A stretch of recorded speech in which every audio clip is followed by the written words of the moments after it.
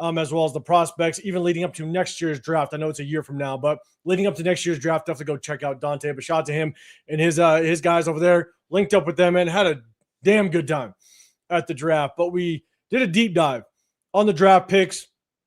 But today we're going to talk about a couple things. One, the UDFAs. We're going to talk about the UDFAs, maybe some guys that have a really good chance at possibly making the team. But then we're also going to talk about, Charles Snowden. Charles Snowden, he ends up getting waived / kind of released. I want to say it actually went down yesterday or maybe the day before. And so definitely want to get your guys' take on that. We'll give you ours. But also, I know that the news was kind of swirling around. We talked about it a little bit on Wednesday, but we finally got some footage of Tasi officially moving over to the defensive line side, man. And I'm telling you, I'm excited. We're definitely going to talk about that before we kind of get to that topic. Again, we'll probably talk about that last. One of the comments that I got, I posted a video a few weeks ago. I want to say it was a couple of weeks before the draft. Posted a video.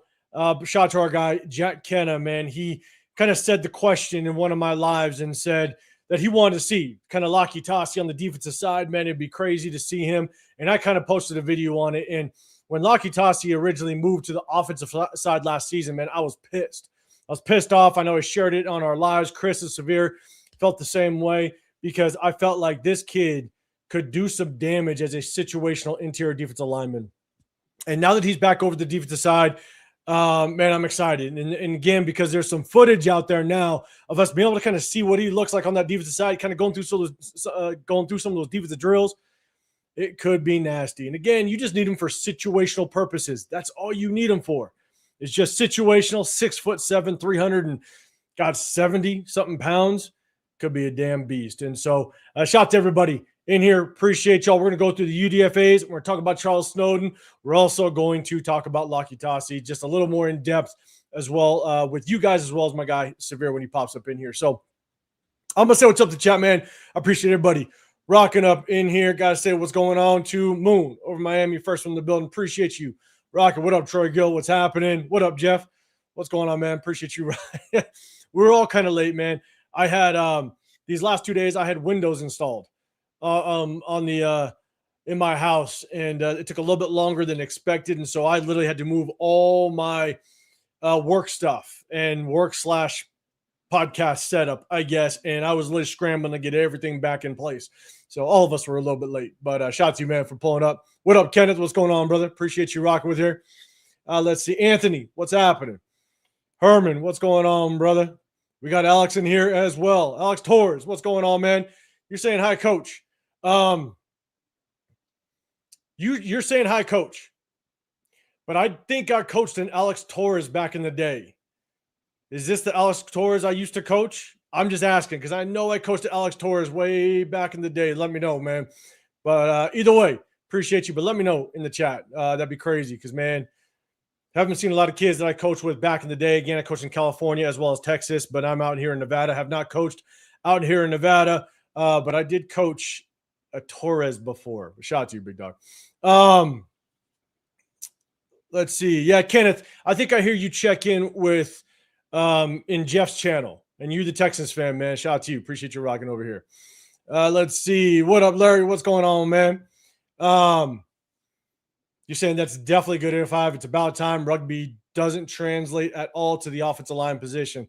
It doesn't, but one thing I did say is what would be really good is at least, now, man, if you had 2 years, man, repping the D-line, I think that he could be so much farther along with just his athleticism and the way rugby kind of translates to the defensive side of the game.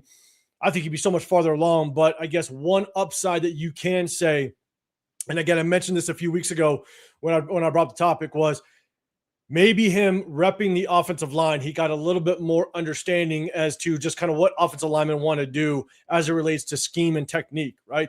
When they hit him with the zone scheme versus power run scheme, maybe he can kind of get a better idea of tendencies, right? And so maybe he can kind of translate that and bring that over, and maybe that'll help him with his path moving forward as a defensive lineman. But yeah, I'm with you.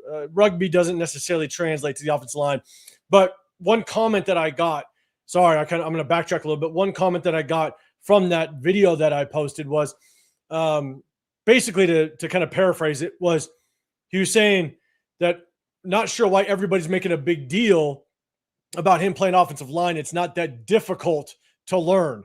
And I'll tell you right now, offensive line is probably one of the most difficult things in sports to learn in just in general. I mean, it's not about just learning the game. It's also about understanding what to do at the snap, because the defensive lineman isn't always going to shoot to the right or the left or hit you head up. They're going to be able to stunt. They're going to slant. You know what I'm saying? And so not only do you have to know what the D lineman in front of you is doing, but you also got to understand where the backer's coming from. Where's the safety going to come from? Right? How are they setting them up? And so it's not about just learning the game and the X's and O's and in the classroom. It's about understanding how to react at the snap. And that is where years and years and years of experience comes into play. And so to just think that you can automatically come in and play offensive line as a player that's never played this position before, for someone to make that comment just either tells me you're just very ignorant to the position, or honestly, you just have absolutely no clue what you're talking about. So you can go back. It was on that it was on the video that I posted of Lucky Tasi. So, but Cool Cat, what's going on, brother? I see you up in here. Linda, what's happening? Appreciate you rocking with me. Brentley in the building as well. What's going on? Little Spider, hell of a name. Appreciate you rocking up here. Appreciate you. Let's go. Let's go. Let's see. Raider Pete in the building. Also, I'm gonna say what's up to a little bit more, but if any of you are in Bakersfield, Southern California, next week, Raider Nation summer kickoff in Bakersfield. I went last year for the first time, man. It was a hell of a way to kind of kick off the summer of this offseason. The draft is done, free agency is done, and now everybody's just going to be talking nothing but Raider football going into the 2026 season. So if you guys are in the Southern California area, go to Raiders Crusaders on IG. He basically holds this event. I believe this is his 12th year. Correct me if I'm wrong. Anybody that knows, I think it's his 12th annual time doing it in Bakersfield, but May 16th. So not this coming weekend, but next weekend, we're going to be out there. Myself, Severe's going to try to make it. Shout out to Cheeto Linus, Christopher Raiders, Raider Nation Jason, Jack Kenna, Sacktown Mike, man. Everybody's going to be out there. It's going to be a hell of a time. It's going to be fun, man. You want to see a big Raider Nation party? That's it. Linda, you saying, how was the trip to Pittsburgh? It was awesome. It was awesome. You know, I've been to multiple drafts. You know, I went to the one in Dallas when I lived in Texas. I went to the one in Las Vegas that was over here. This one, it was a lot of fun, because this was the first time me doing it and being a content creator, and kind of doing this as a Raider fan. And to be able to meet up with the people like Jeff with Predator, Gridiron Apex, those type of people, and just kind of seeing the Raider fans and seeing people, you know, linking up with Chris and Severe, but seeing people that recognized me at times, it was cool. And so just linking up with a lot of people and just not just seeing the Raider fan base, but seeing just all the fan bases come together, I think it was cool. And I will say, is you guys know, I was not the biggest fan of drafting Fernando Mendoza. But I will say, and we'll talk about this when Severe gets in, because I want him to kind of give his take on the draft picks as well, is the one real big positive of drafting Fernando Mendoza is I do think it's really brought the fan base together. We have been in a crazy slump for who knows how long, right? Dating back to our Super Bowl day where we got our ass handed to us. Ever since then, we've almost been divided. It's been a lot of complaining, and rightfully so. But I will say what was really good to see, and this is what you kind of want as a fan base, is you want the fan base to come together and just collectively kind of just be excited, you know, be happy again. And again, as much as I'm not, I have so many question marks for Fernando Mendoza, and I was on the trade back train, and I hope he answers all the questions that I had. It was good to see just a really excited, motivated fan base. And I'm going to say what's up to the other people, but I'll give you a really quick story. And I shared this with Chris and Severe when it happened. I was out here, and I was at the UPS store, and I was waiting in line. I was next up, and there was a guy in front of me, and there was nobody else, no other lines open, no other spots open where I could kind of do my business at UPS. So I'm waiting in my line. There's a guy in front of me, and another spot opened up, and the guy came up. He said, "Can I help you?" So I walked up, and I looked over, and sure as shit, it was Jack Besh. So I'm standing right next to Jack Besh, right? So I see him. I'm like, "Hey, what's going on, man?" I'm telling you, I'm the worst kind of podcaster, I'm the worst fan ever, to be honest, because I don't get really crazy excited when I see Raider players. I really don't. I mean, they're just people, you know what I'm saying? And so I looked over, I was like, oh man, Jack Besh. He goes, hey, what's going on? I'm like, hey man, hey, good luck this season. I'm a big Raider fan. I know you're our second round pick, man. Just good luck this season. And this was the afternoon of the 49er inter-squad practice. It was right before the scrimmage or the preseason game. And so they had that inter-squad practice that morning. And coincidentally enough, I was there. And I just leaned over. I was like, hey, man, good luck. But hey, I was like, how was that practice earlier today with the 49ers? And we chopped it up for like 30 seconds, right? We're at the UPS counter. And right before he was about to walk away, I started doing my business. He was doing his. And as soon as he was about to walk away, he goes, man, I just want to say, appreciate you saying what's up, because you're the first Raider fan to recognize me. You're the first Raider fan to actually say what's up. He goes, I've been living in this area. And mind you, this is 3 weeks. I want to say the 49er game, I think, was our third preseason game, I think. That's 3 weeks into the preseason. You are our second round pick, and no one's recognized you walking through the grocery store, going to get gas or what have you. Now, I understand veterans that maybe come in. You know, veterans are probably over all that. Veterans, they've been bombarded by fans, and they're probably cool to come to an area where maybe they're not recognized as much, or you live around a bunch of other fan bases, right? Because this is a melting pot of fan bases in the Vegas area. And so he basically came up and he said, man, you're the first one to ever recognize me. And for a second round pick, a guy that literally got drafted by a team, you're coming to a city, and I would think you just entered the NFL. As a young kid, you're probably thinking, man, I want to be welcomed by the fan base. I want to be able to kind of have the fan base kind of screaming and yelling for me like you see in Pittsburgh, or you see in Baltimore, or you see, in Seattle.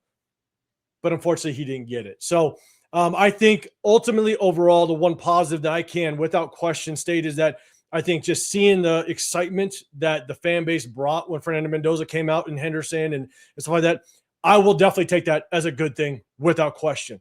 So, but ultimately, the trip to Pitt, it was awesome. Shout out to everybody that was there, and it was good to see the fan base just kind of come together.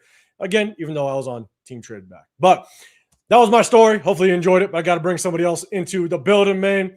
Severe. What's going on, man? What's happening? Salute, man. Salute. How's everybody doing? We're going to get a couple more in, man. If you guys don't know, definitely hit up The Severe Raider. If you're on my channel or on Chris's channel, definitely go over there. I don't know if Chris didn't set it up. If you're on my channel, definitely afterwards go over, hit up Severe, man. Say what's up to him. Hit that sub button. Then afterwards, go to Protect the Show podcast. Go hit him up as well. We hit you guys on Sundays and Wednesdays. We break down game film during the season, too, if you don't know. So shout out to everybody rocking. So we'll say what's up to a couple more people, and then we're getting into – we want Severe's take on the draft picks. We definitely broke ours down on Wednesday, but – we'll reiterate one more time, and then we're going to get to the UDFAs.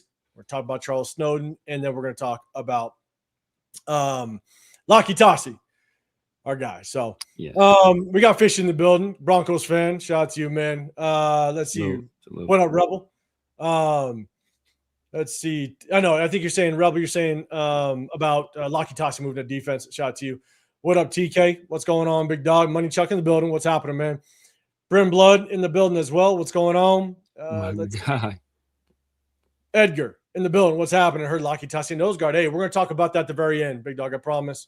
We got my take in the building as well. What's going on? Nano G in the building. What is good? Let's see. Dominic, what's happening, man? I know that is Vegas. It is. It sucks, but shout out to him, man. I'm glad at least one person recognized him.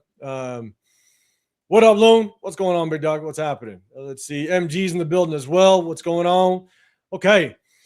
Appreciate everybody, man. Make sure you guys double tap that screen before we kind of give you our takes, because next thing you know, you might hate us. But like Severe always says, if you hate the take, then just punch us in the face a little bit with that finger. And double twice.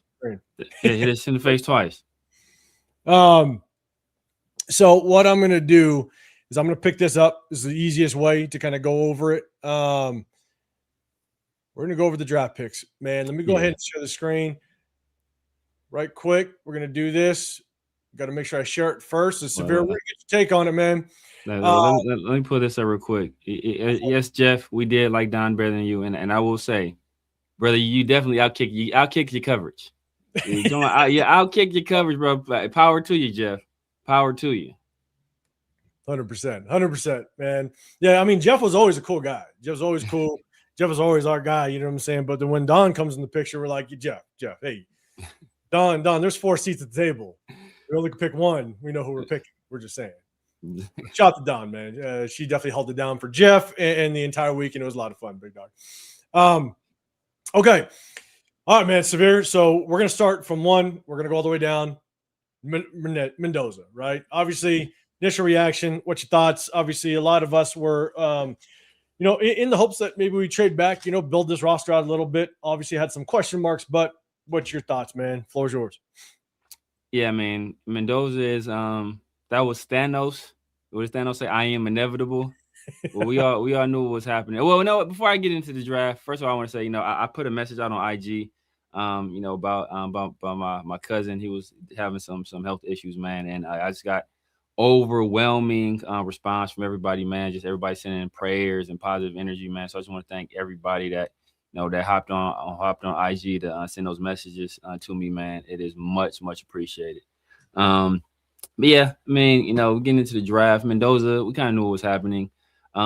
This draft, unless we end up getting like a Hall of Fame player or perennial All-Pro player in one of those later picks, this draft basically hinges on whether or not Mendoza turns into a starting caliber, quarterback, and where he's like the starter for our franchise for years. He doesn't have to necessarily be All-Pro level guy or one of the top 10 in the league. But if he's not a guy that starts consistently for us, like beyond his first contract, then this draft will be looked upon as a failure for the most part, because you wasted so much capital on this guy, especially, with the number 1 overall pick, especially with the quarterback class that is going to be in next year's draft. And then there have been reports, I think Albert Breer, I want to say Tom Pelissero, there were a few guys reporting that, that if had other quarterbacks declared, Mendoza might not have been the number 1 overall pick. So, that is speculation. So, we can't, you got to kind of play the cards that you're dealt. But like this draft, this draft class hinges essentially on whether Mendoza turns into a consistent starter for the Raiders. So, we got to keep our fingers crossed there. Round 2, Stokes. Obviously, that was a major. Let me talk to it. I want everybody to understand. I understand. Like, we broke down the game from Mendoza, right? We did all that, and I know we were kind of on the trade back talks a lot, real heavy in the war room, so on and so forth. Yeah. He's drafted now, and like any player, no matter if we had question marks, we didn't want him, and there's a lot of players that none of us wanted in this draft. Yeah. Right. And that's not just us.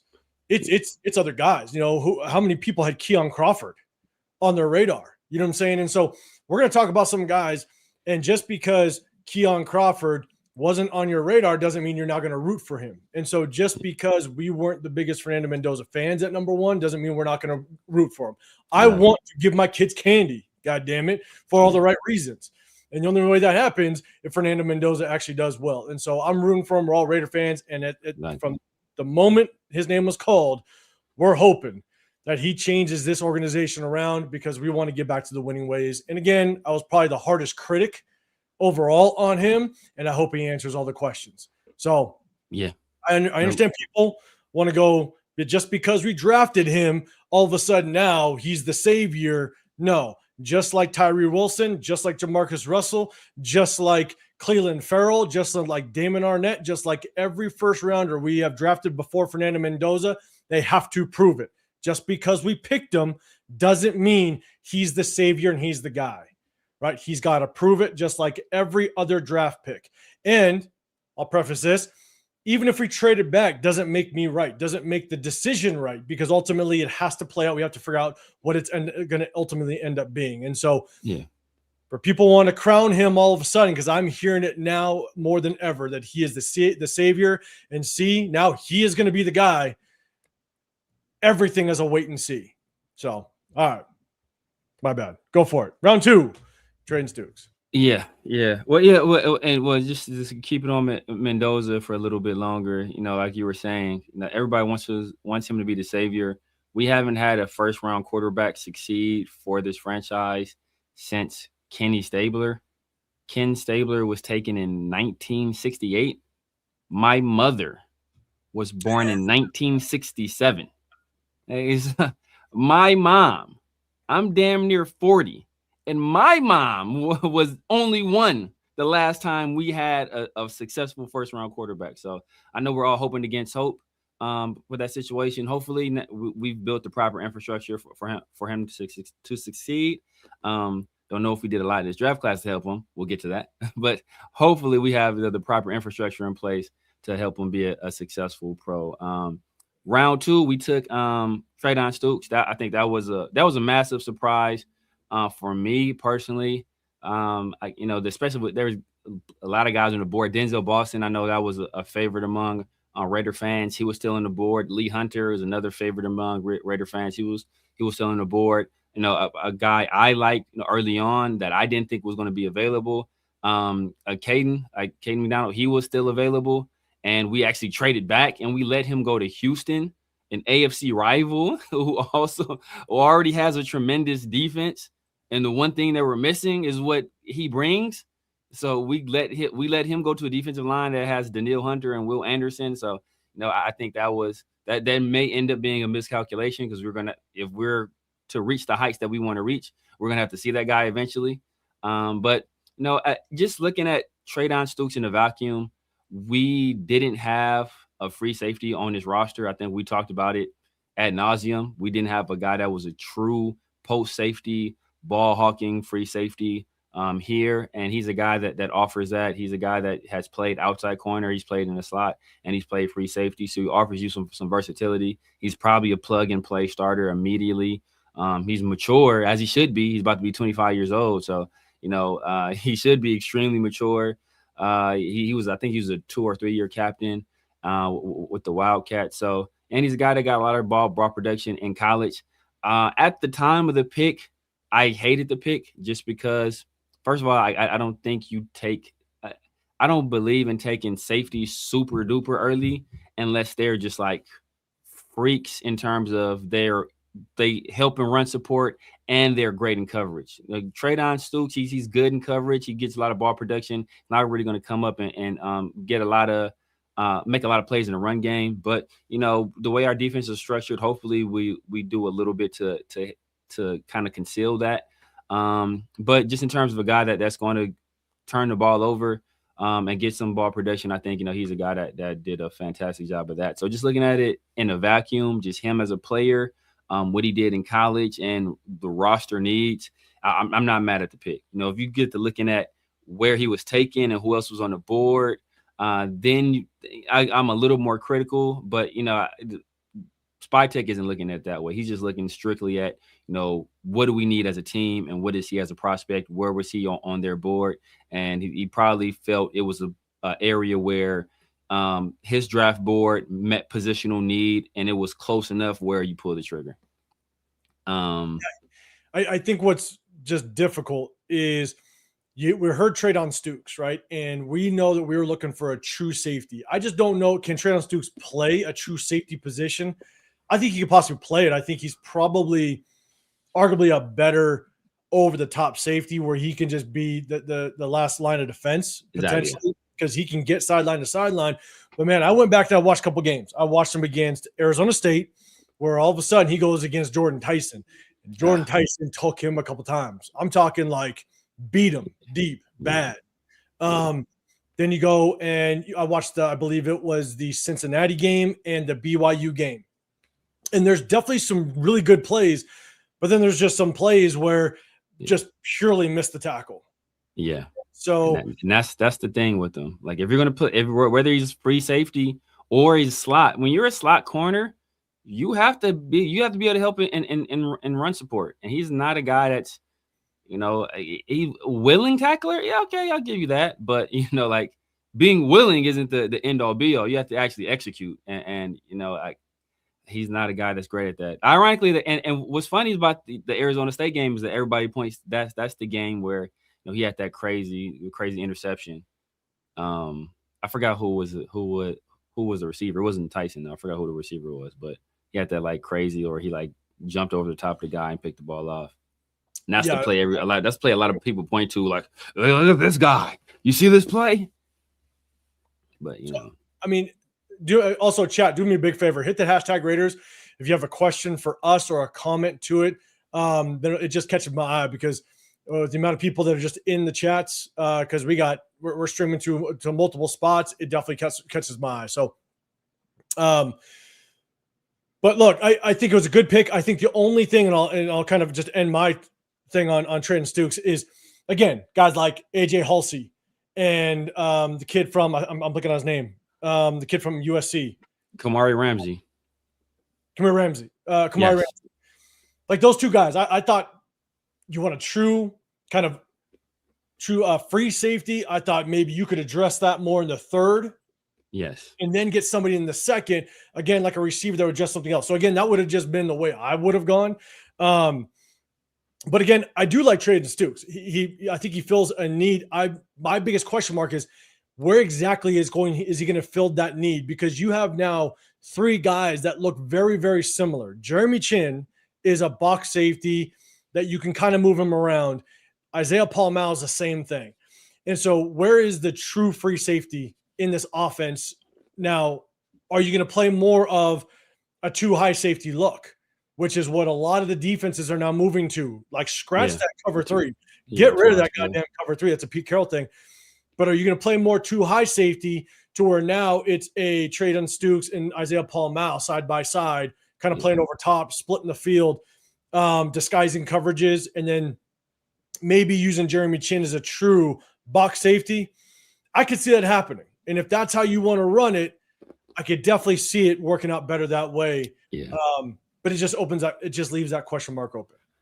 Yeah. And like, obviously I was a big proponent early on for Kamari Ramsey. He didn't go into like the 4th or the 5th round, right? We didn't even have to do it in the 3rd. We could have waited an additional round or two and still got a guy who, in my opinion, is, while he doesn't have the same level of ball production as Traydon Stokes, he's the same level of player, and he's just as versatile. Actually, you can say he's more versatile, because not only did he play both safety spots, which Traydon only played like the post safety or the deep safety, but he also played nickel and he played outside corner last year for a coach that coached in the NFL, whose father is a longtime NFL coach in D'Anton Lynn, right? His father is Anthony Lynn. So I think Kamari Ramsey, in terms of value later on, I think that was a great value, and he's a great ball player, and he's only 21 years old. So you get like a extra 4 years of youth and development. So I think that, we can get into that all day, but Traydon Stokes at the time, I was pissed.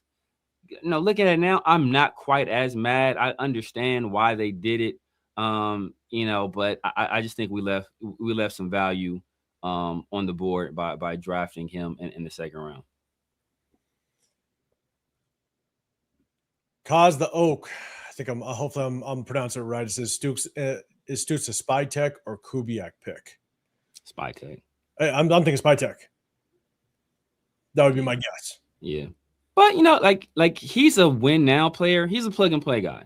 So it could be in concert with Kubiak, where they want to, obviously usually the head coach is in win now mode. GM is usually in, I'm thinking, 3-4 years down the line. And one of the problems I have with Traydon Stokes is, obviously first of all, you got to guarantee his contract, because 2nd round picks, you can guarantee contracts now. This 4-year deal, at the end of that 4-year deal, he's going to be 29 going on 30.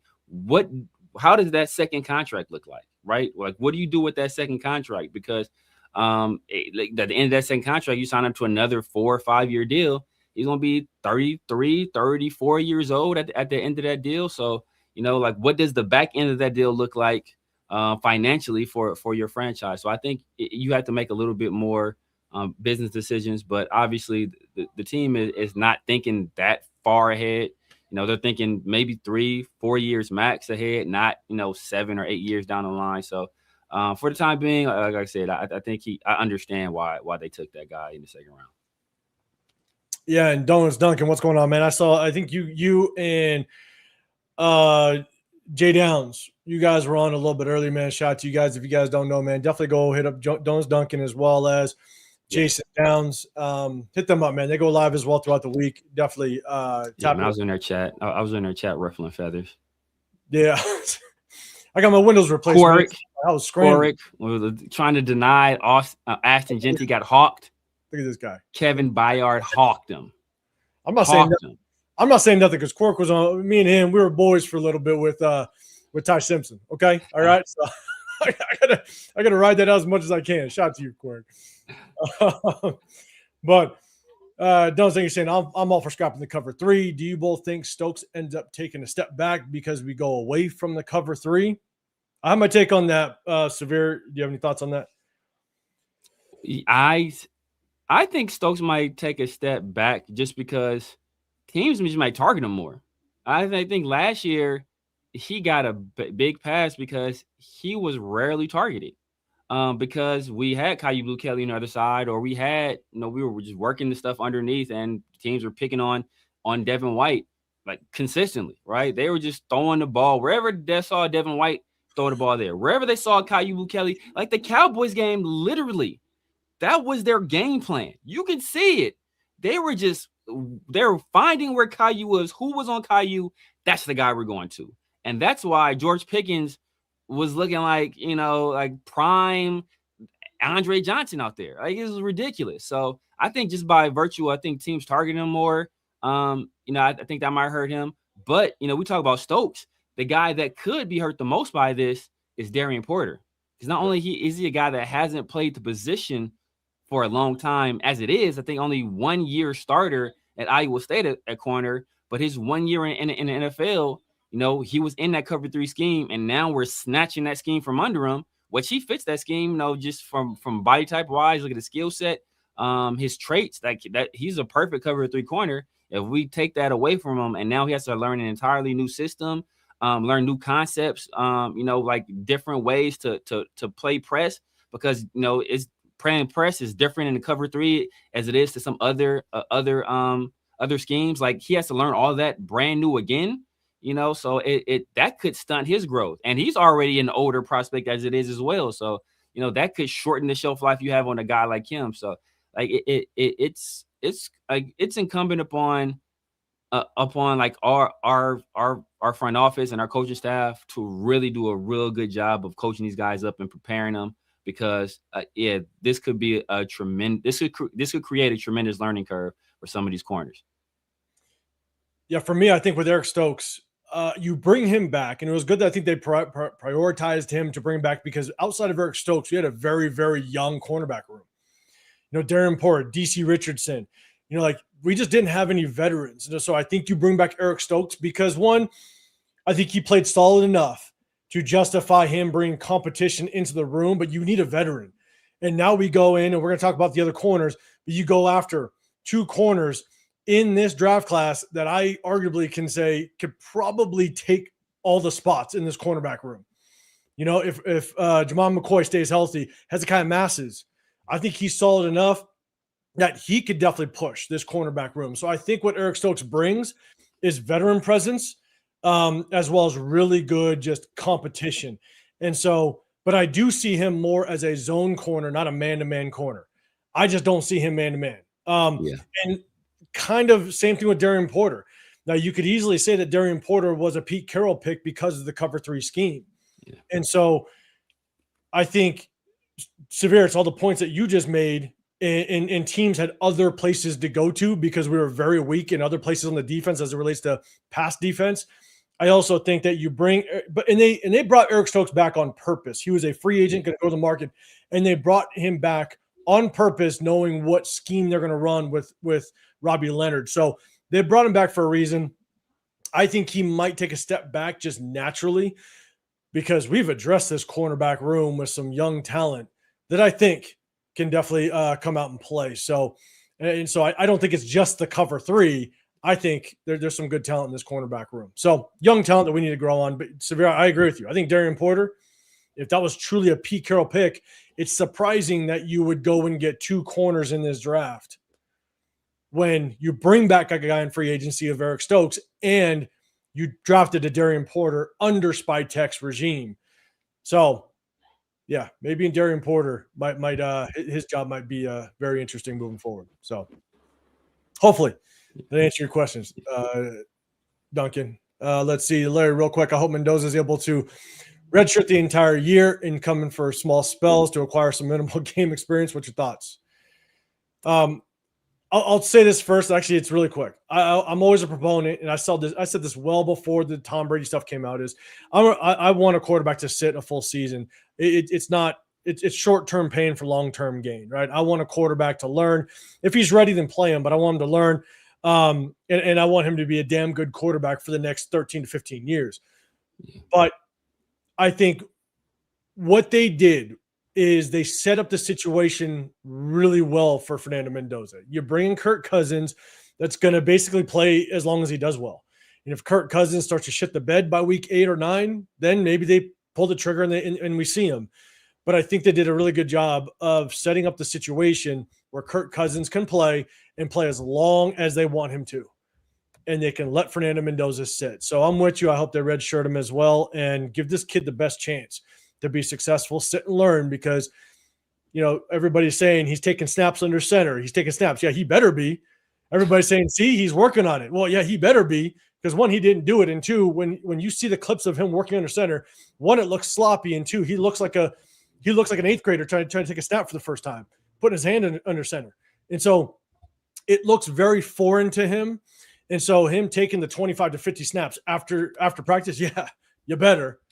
Because you better get all the practice you can. So, but ultimately, yes, I hope they redshirt him. Hopefully he just gets as much time to learn and grow within the NFL system before you throw him into the Wolves. So, Severe, what's your thoughts on that? Yeah, I agree. I mean, ideally, he doesn't play this entire year. Barring some kind of injury, obviously. That would be the perfect scenario. Him getting like some minimal experience, that means one of two things. We're either blowing teams out or we're getting blown out.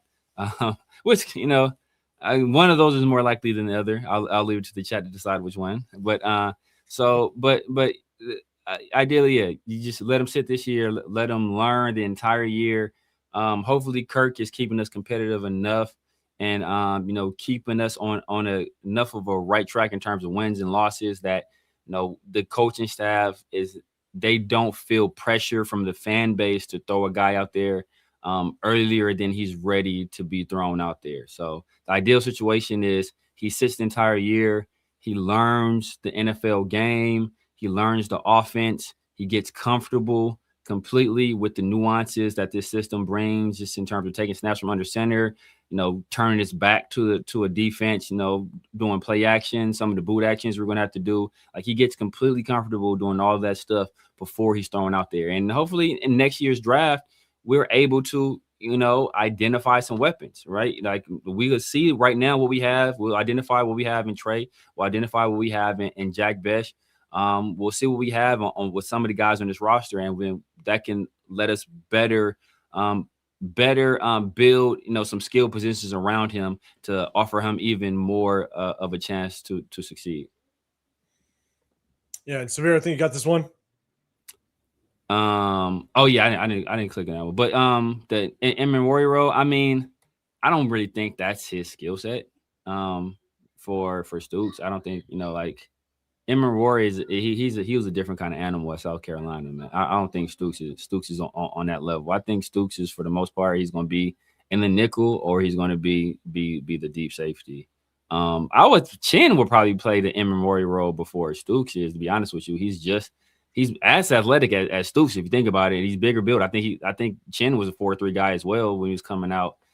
He was coming out of small school, I forget, but I remember that year vividly, because I think Carolina ended up picking him up. But I think that was the year that him and Cal Duggar were both small school guys, and they blew up the senior. They both had really good Senior Bowls. And Cal Duggar went to the Patriots, and Chin went to the Panthers. I believe that was the same year. But yeah, Chin fits the Emmenwari role better than Stokes, in my opinion. I'm with you. I just think they're the only edge I give Stokes a little bit is I feel like he can kind of play the deep safety, kind of go sideline to sideline a little bit better than Jeremy Chinn, but I feel like they're very similar players. So I was trying to figure out exactly between Jeremy Chinn, Traydon Stokes, and Isaiah Paul-Mal. Yeah. Got three players that look very, very similar and play very similar. How are we going to make it work? And so they all can't play the same position. So do you adjust the scheme? Do you play it differently? Again, 2 high safeties and more of this cover 2 look that defenses are going to now. We'll see how it plays out. So we got another one. What's your guys' favorite pick this year? Samir's last year was Jetty. We're going to get to the favorite pick at the end right away. Appreciate you. And Samir, I don't know if you start the next one. Yeah, I start that one. Because we don't know right away. If you would have asked people before last year, remember last year, we have the adults in the room, right? That was the big narrative before last year. When I was saying, no, you don't have adults in the room. You have a bunch of geriatrics that are past their prime. And people was like, oh, you know what you're talking about. Have you won the Super Bowl, Severe? Have you never lost more than X amount of games in NFL, Severe? Have you won? That was the narrative last year. We think we have competent coaches this year. Obviously, there's a much better mix of youth and recent success on this coaching staff than there was last year. But whether we have competent coaches or not, that remains to be seen. We think we do, but time will tell. Yeah, absolutely. Let's see. Jack, hey, we'll see you. We'll see you in Bakersfield, big dog. Appreciate you popping up in here. We see you. Dixon, what's going on, man? Tanner Jack, nobody worked harder than Mendoza. Hey, I hope so. Working hard don't mean it transfers to the field, but hey, nobody worked harder than Tim Tebow. Yes. I mean, I'm not saying Mendoza, Tim Tebow. But I'm just saying, nobody worked harder than Rudy. You feel me? Like hard work would take you a long way, but talent will take you the rest. So we'll see how it works out, man. But ultimately, yeah, he better work hard. Shit. What up, Dante? What's going on, brother? Appreciate you rocking with us. Remember, guys, like I said earlier in the show, if you guys want to roll over to Dante's channel, man, he covers all things college football, NFL, all the topics, man. Definitely go show some support over there. But I gotta say what's up to this guy real quick. I gotta say what's up. Big John in the building. What's going on? My guy. Good seeing you. Big John would have told you we had a great coaching staff last year. Big John would have told you we had a premier coaching staff last year. If you ask Big John, I'm with you, Big John. And then Dante, man, you said Stokes should play free safety. He can't tackle well enough, though. So yeah, I said that a little earlier, which is really tough. Yeah. I only was able to watch 3 full games of him. Unfortunately, that's all I could really find. And he misses some open tackles at times. Sometimes he comes and makes a solid tackle. Don't get me wrong, but then you see times where he just misses open field tackles, bad angles, stuff like that. So I hope he just cleans all that up. But between the two, Stokes and Jeremy Chinn, I do think he's more of a Stokes. It could be a better free safety, and hopefully we play it that way. We'll see though. All right, let's see. And Louis, you're saying Stokes is probably going to play free safety? Yeah. Let's see how this thing plays out. All right, let's go next one. Kieran Crawford. So this thoughts. This was a pick that was going to give me an aneurysm. This was a pick that was going to piss me off. He's a guy that I know people like the story, the underdog story. I think, I forgot all the different places he went. But then he ended up at Auburn, and he had a great year, and he was better than Keldrick Falk. And Keldrick Falk is a guy I didn't like. I told people early on I didn't like Keldrick Falk. So you telling me a guy has more production than Keldrick Falk? I don't care. I'm not impressed by it. That's like telling me somebody has more production than Tyree Wilson. Okay, and my next question will be because I don't think Keldrick Falk was that good of a player. People liked him because obviously some of the measurables and stuff with Keldrick Falk, but I was never personally a fan of him. Kieran Crawford, first of all, number 24 as an edge, bro. Come on, dog. Come on, man. Come on, man. That pisses me off immediately. I just don't think there was value there for this guy and Kieran Crawford. Now, obviously, I know a lot of people love him. He did pop on tape some. One of the benefits that he has is that he does have some experience as a stand-up rusher. So he has that going for him. And obviously we got guys like, we jettisoned Tyree Wilson, who I will miss the perennial. This is the year Tyree breaks out severe. Just wait and see. This is the Tyree breakout year. So I'm going to miss those conversations on IG and on X. We don't have to deal with that anymore. So we jettisoned Tyree. Malcolm Kuntz was on the last year. We just signed a 1-year deal. We got rid of Snowden. So we're putting a lot of eggs in the Kieran Crawford basket. For me, a guy in the 3rd round, that's a starter, right? 1st round, I'm looking for a guy that's going to be a perennial all-pro player, potential Hall of Fame guy. That's the kind of guys I'm looking for in the 1st round. 2nd round, I'm looking for a plus starter, Pro Bowl level player, knocking on the door of all-pro. 3rd round, I need a starter or a valuable rotational piece. So at the time, as we drafted Kieran, I didn't know if he could be either of those. Now, we had traded Tyree, so that kind of cleared the picture up a little bit. But with us getting rid of Charles Snowden, he's a guy that should be a starter. He should be a starter, right? Maybe Malcolm Kuntz beats him out,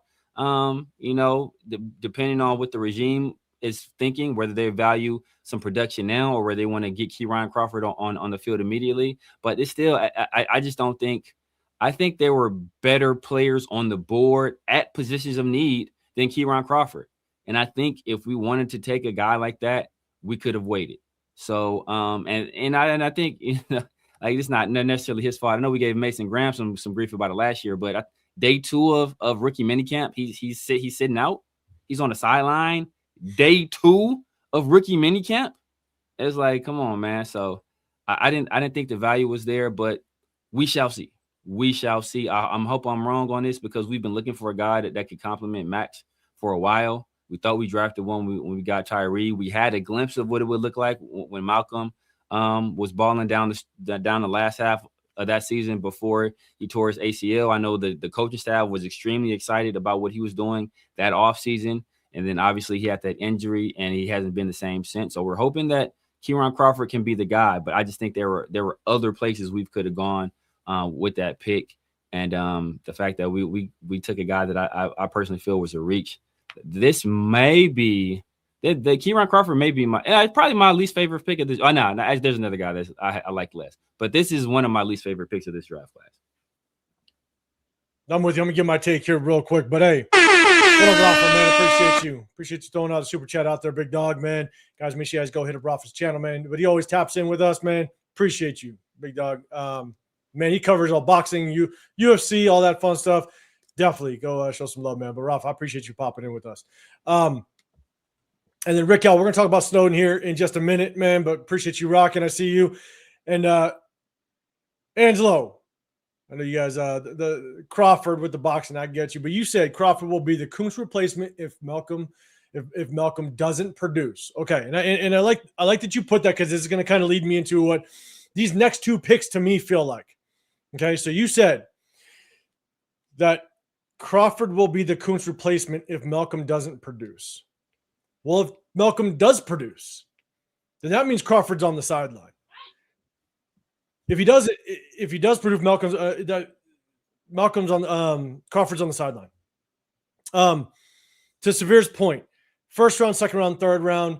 Look, I want bona fide starters. I want guys that are going to come in and you are going to plug them in right now, and you want them to be able to develop as starters from day one. Because especially 1st round, but in the 2nd and 3rd round, you don't get that 5th year option. So if you only get 4 years with these guys and you put that much capital of a 2nd or even 3rd round into them, you want to be able to try to plug them in as soon as possible because you realistically only get 4 years. And if that 1st year is development, then that's really 3 strong years, right? And then maybe you resign them, whatever their future looks like. But you don't get that 5th year option. So you want them to plug in right now and you want them to play. And the problem that I'm having with not just the Kieran Crawford, as well as the Trey Zuhn, we're going to talk about Trey Zuhn, is these 2 guys feel like what we were talking about last year. And this is why I'm having some issues, is that everybody's saying, oh, we're gearing up for next year. Well, I was hearing that last year, and now we're drafting guys that are potentially going to replace guys we got last year. So Trey Zuhn, we got Caleb Rogers. And everybody's like, well, we're gearing up for next year. Well, is Trey Zuhn going to replace Caleb Rogers, or is it JPJ? I don't know which one, But is he going to be a replacement of a guy that we thought we were building for next year? Then everybody wants to say, oh, but we need to get a right tackle or a left tackle. But then we have Charles Grant. Charles Grant is kind of that developmental piece. And they were saying the same thing. Well, we're gearing up for next year. Well, where's Charles Grant playing this? Then you got Jack Besh. Jack Besh was a former tight end. Only had 1 year as a receiver. And everybody, I heard a lot of people say he's the next Puka Nacua, which was a wild, crazy-ass take. But it's development for next year. And maybe Jack Besh is going to be it this year. I don't know, but the tape tells us a different story, I guess.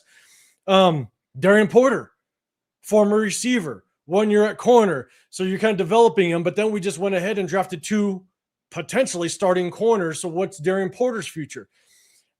With Keon Crawford, I hear a lot with this draft of we're building for next year. Well, then why don't we get guys this year and then take rounds 4, 5, 6, and 7 and build for the following year? Like that's essentially how you do it. And there were true plug and play starters the second and third round. Traydon Stokes, he's going to start. So I don't have a problem with that. May not have been the way I went, but he's going to be a day 1 starter. So I'm cool with that. But day 3, you had starting receivers that could have easily plugged in and played, whether it be Chris Brazzell out of Tennessee, whether it be Ted Hurst out of Georgia State. Like those would have been day 1 starters. You had some D tackles. Now, again, I said very clearly that depending if we go early or late is going to be dependent on, or is going to give us an idea as to what Robbie Leonard's going to want to do. So we waited till late. So I don't think a nose guard is going to be a true need, but we're going to talk about Lockie Tasi here in a little bit.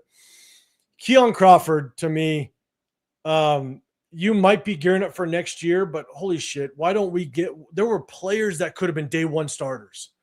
And then there were edge rushers in the 5th, 6th, and 7th round that you could have taken that could have been the build guys, that could have been the let's develop them for next year.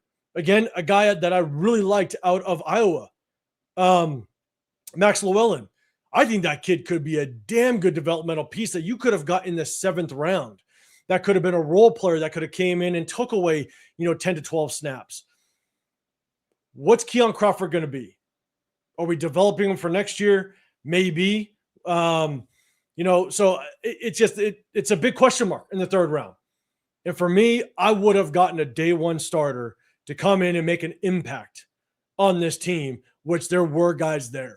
And so ultimately, in my opinion, when it comes to Keon Crawford, and we're talking about Trey Zuhn in just a second, these guys literally better have a massive impact on this team, because if they don't end up playing, or if they end up being just very, very mediocre, and some of these guys that were still left on the board go to their other teams and absolutely ball, it's going to give us that take that we've had for so many years of, well, they didn't work out, but damn it, this guy was on the board. But he didn't work out, but damn it, this guy was on the board. See, I wanted a D tackle. See, I wanted a receiver. It just opens the door because these guys just have question marks. And I hear everybody talk about them, and they're saying, well, they could be solid rotational pieces. I don't draft rotational pieces, or don't want to, in the 3rd round. And shout out to Dones Duncan. I see him here. He says, even if Zuhn doesn't start, he brings a bunch of value as a 6th O lineman. I don't want a 6th O lineman in the 3rd. I like the pick, but we had Caleb Rogers. That's a spy tech guy. You drafted him. We have JPJ. I want a day 1 starter. And that's how I think, in my opinion, you build a team. And I think this is the mistake we've been making for so many years, is we draft these players and other players are on the board. We drafted Jack Besh. Other players were on the board. Caleb Rogers, even in my opinion, I thought Charles Grant was a little bit early, but even Deontay Thornton, there was guys on the board. Darian Porter, guys were on the board that could have been. Charles Grant is my guy, and I thought we reached on. I was looking at Charles Grant like late 4th, early 5th, and that's my guy. That's the guy I identified early in the process. So when we take him in the 3rd, I was extremely surprised. So it's not about the players themselves, even though Keon Crawford, I think it was very early. I think you could have got him a little bit later on. Again, I don't know what other boards look like, but I do think if you watch him, right, he's kind of a tweener, right? Like he can work out as a decent pass rusher. They like to play him off ball a little bit, but I don't think that's his skill set at all. So it's like, where is he actually going to be? Is he going to be a 3rd down pass rusher? maybe, but it just creates the question mark. I don't like drafting a bunch of question marks in the third round when you could literally plug and play somebody and he's your guy and you got that starting receiver. So that's the problem I have with it. It's not necessarily the player themselves. And we'll talk about Zuhn in just a second. It's just about why we drafted them and the role that they're going to play as a third rounder. So, yeah. I mean, and like there are other guys on the board. If you want to go, you could have waited on an edge player, in my opinion, and still got a guy later on. I don't know. I remember where Barham went from Michigan, but I know a lot of people liked him. The guy Dennis Scott, Danny Dennis Scott, I think he went later. Like, there were some guys that we could have waited and we could have addressed like what I feel is an immediate need in terms of like a legitimate number one or potential number one receiver. There are still guys in the third round that they could potentially turn into number one receivers that we passed on. So no, unfortunate, but we'll see. Like I'm like I said, if we end up getting the value out of Kieran Crawford, he turns into, a good pass rusher, a good complement to Max Crosby. This ultimately will be looked at as a good pick. As of right now, I don't think it was the right pick. Yeah, I'm with you. We'll see. Pool, what's going on, brother? I'll give you the Raiders, man. Appreciate your focus. Afford can sneak his way into the lineup, 6'2" corner. We're going to talk about UDFAs here. Yeah, Offord. Yes, it was a Kennesaw State. Yeah. Let's see. Again, do me a big favor, guys. Hit that hashtag Raiders if you have something for us or commenting based on what we're saying, because it catches my eye. And so, what up, Rosetown? I see you. What's up? What's going on, big dog? Dante, Romello Height. Hey, Romello Height got picked like Danny didn't say nothing. Keyron or something like that. Yeah. Now, in Overton out of Alabama, I did like him. And so. Oh, yeah. I mean, Caden Curry, I know how people feel about Caden Curry at Ohio State. I think he was still available a little bit later, too. If you want, some experimental or some guys. Yeah, and so ultimately with Keion Crawford, what makes it difficult is he has to work out as a third rounder. He has to, especially given there were so many other needs that we could have addressed at that point. So we'll see. Again, guys, do me a huge favor. I'm scrolling through quickly as much as I can to kind of get to the bottom. Hit that hashtag Raiders if you can. Got Trey Zuhn next up, man. Severe thoughts on Trey Zuhn. Again, chat. Let me know. Hit that hashtag Raiders if you put a comment before. Retype it in at the end, hit that hashtag Raiders, and I will I'll get to it. Severe thoughts. Yeah, I would say on draft night, Kieran Crawford on day 2, Kieran Crawford was probably my most hated pick. I hated Trey Zuhn as well at the time. Processing it now, I think it was solid. I think it's a solid pick. He's a guy that offers you some versatility and on the interior. He could play. Ideally, he doesn't play center. Yeah, I don't like the idea of a 6'6" center. Fortunately, we have a 6'5" quarterback, so we can make it work. But 6'6" center, it's not the ideal situation. Also, at guard, I question his strength at the point of attack. He's a guy that's extremely athletic. I think he has experience at both tackle spots, and people think he may have the ability at the NFL level to play both tackle spots. There are some arm length issues there with him, so that could impact whether or not he can truly play left or right tackle in the league. But in terms of athleticism, he's a guy that has all the athleticism you want on the interior, especially in the zone system, to be able to do some of the pulling and stuff that will be required. Big guy, lots of experience. Ruben Bain, when Ruben Bain asked who was the best tackle he played in college football last year, the first name he immediately did with no hesitation. He said Trey Zuhn. Now I think Bain, I wasn't all against Trey Zuhn, but Bain that game had 3 sacks, 4 tackles for loss, and a blocked field goal. So, and Mesidor had a sack and a half in that game as well. It wasn't all on Trey Zuhn, so I don't want to make it seem like, like Trey Zuhn was out there getting cooked. But Bain had a really good game that game. And Trey Zuhn was the one that put bulletin board material out there because he said they weren't worried. The offensive line wasn't worried about the Miami defensive line. I think they held them to like 7 points that game. Like I said, they had as a team, they had 10 sacks. So So he was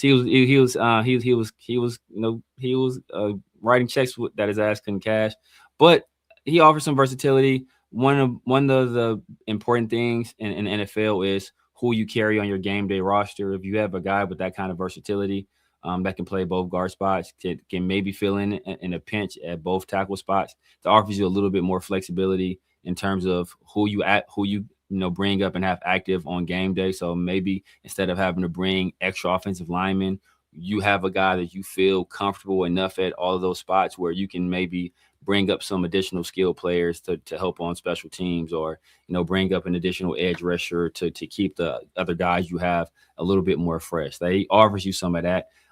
Do I think he starts this year? I don't know. I'm looking at a guy like Caleb Rogers, who he first of all, he had experience. When he actually got some playing time, I think he held his own, and he has something that I didn't see out of Trey Zuhn, and that was on the field.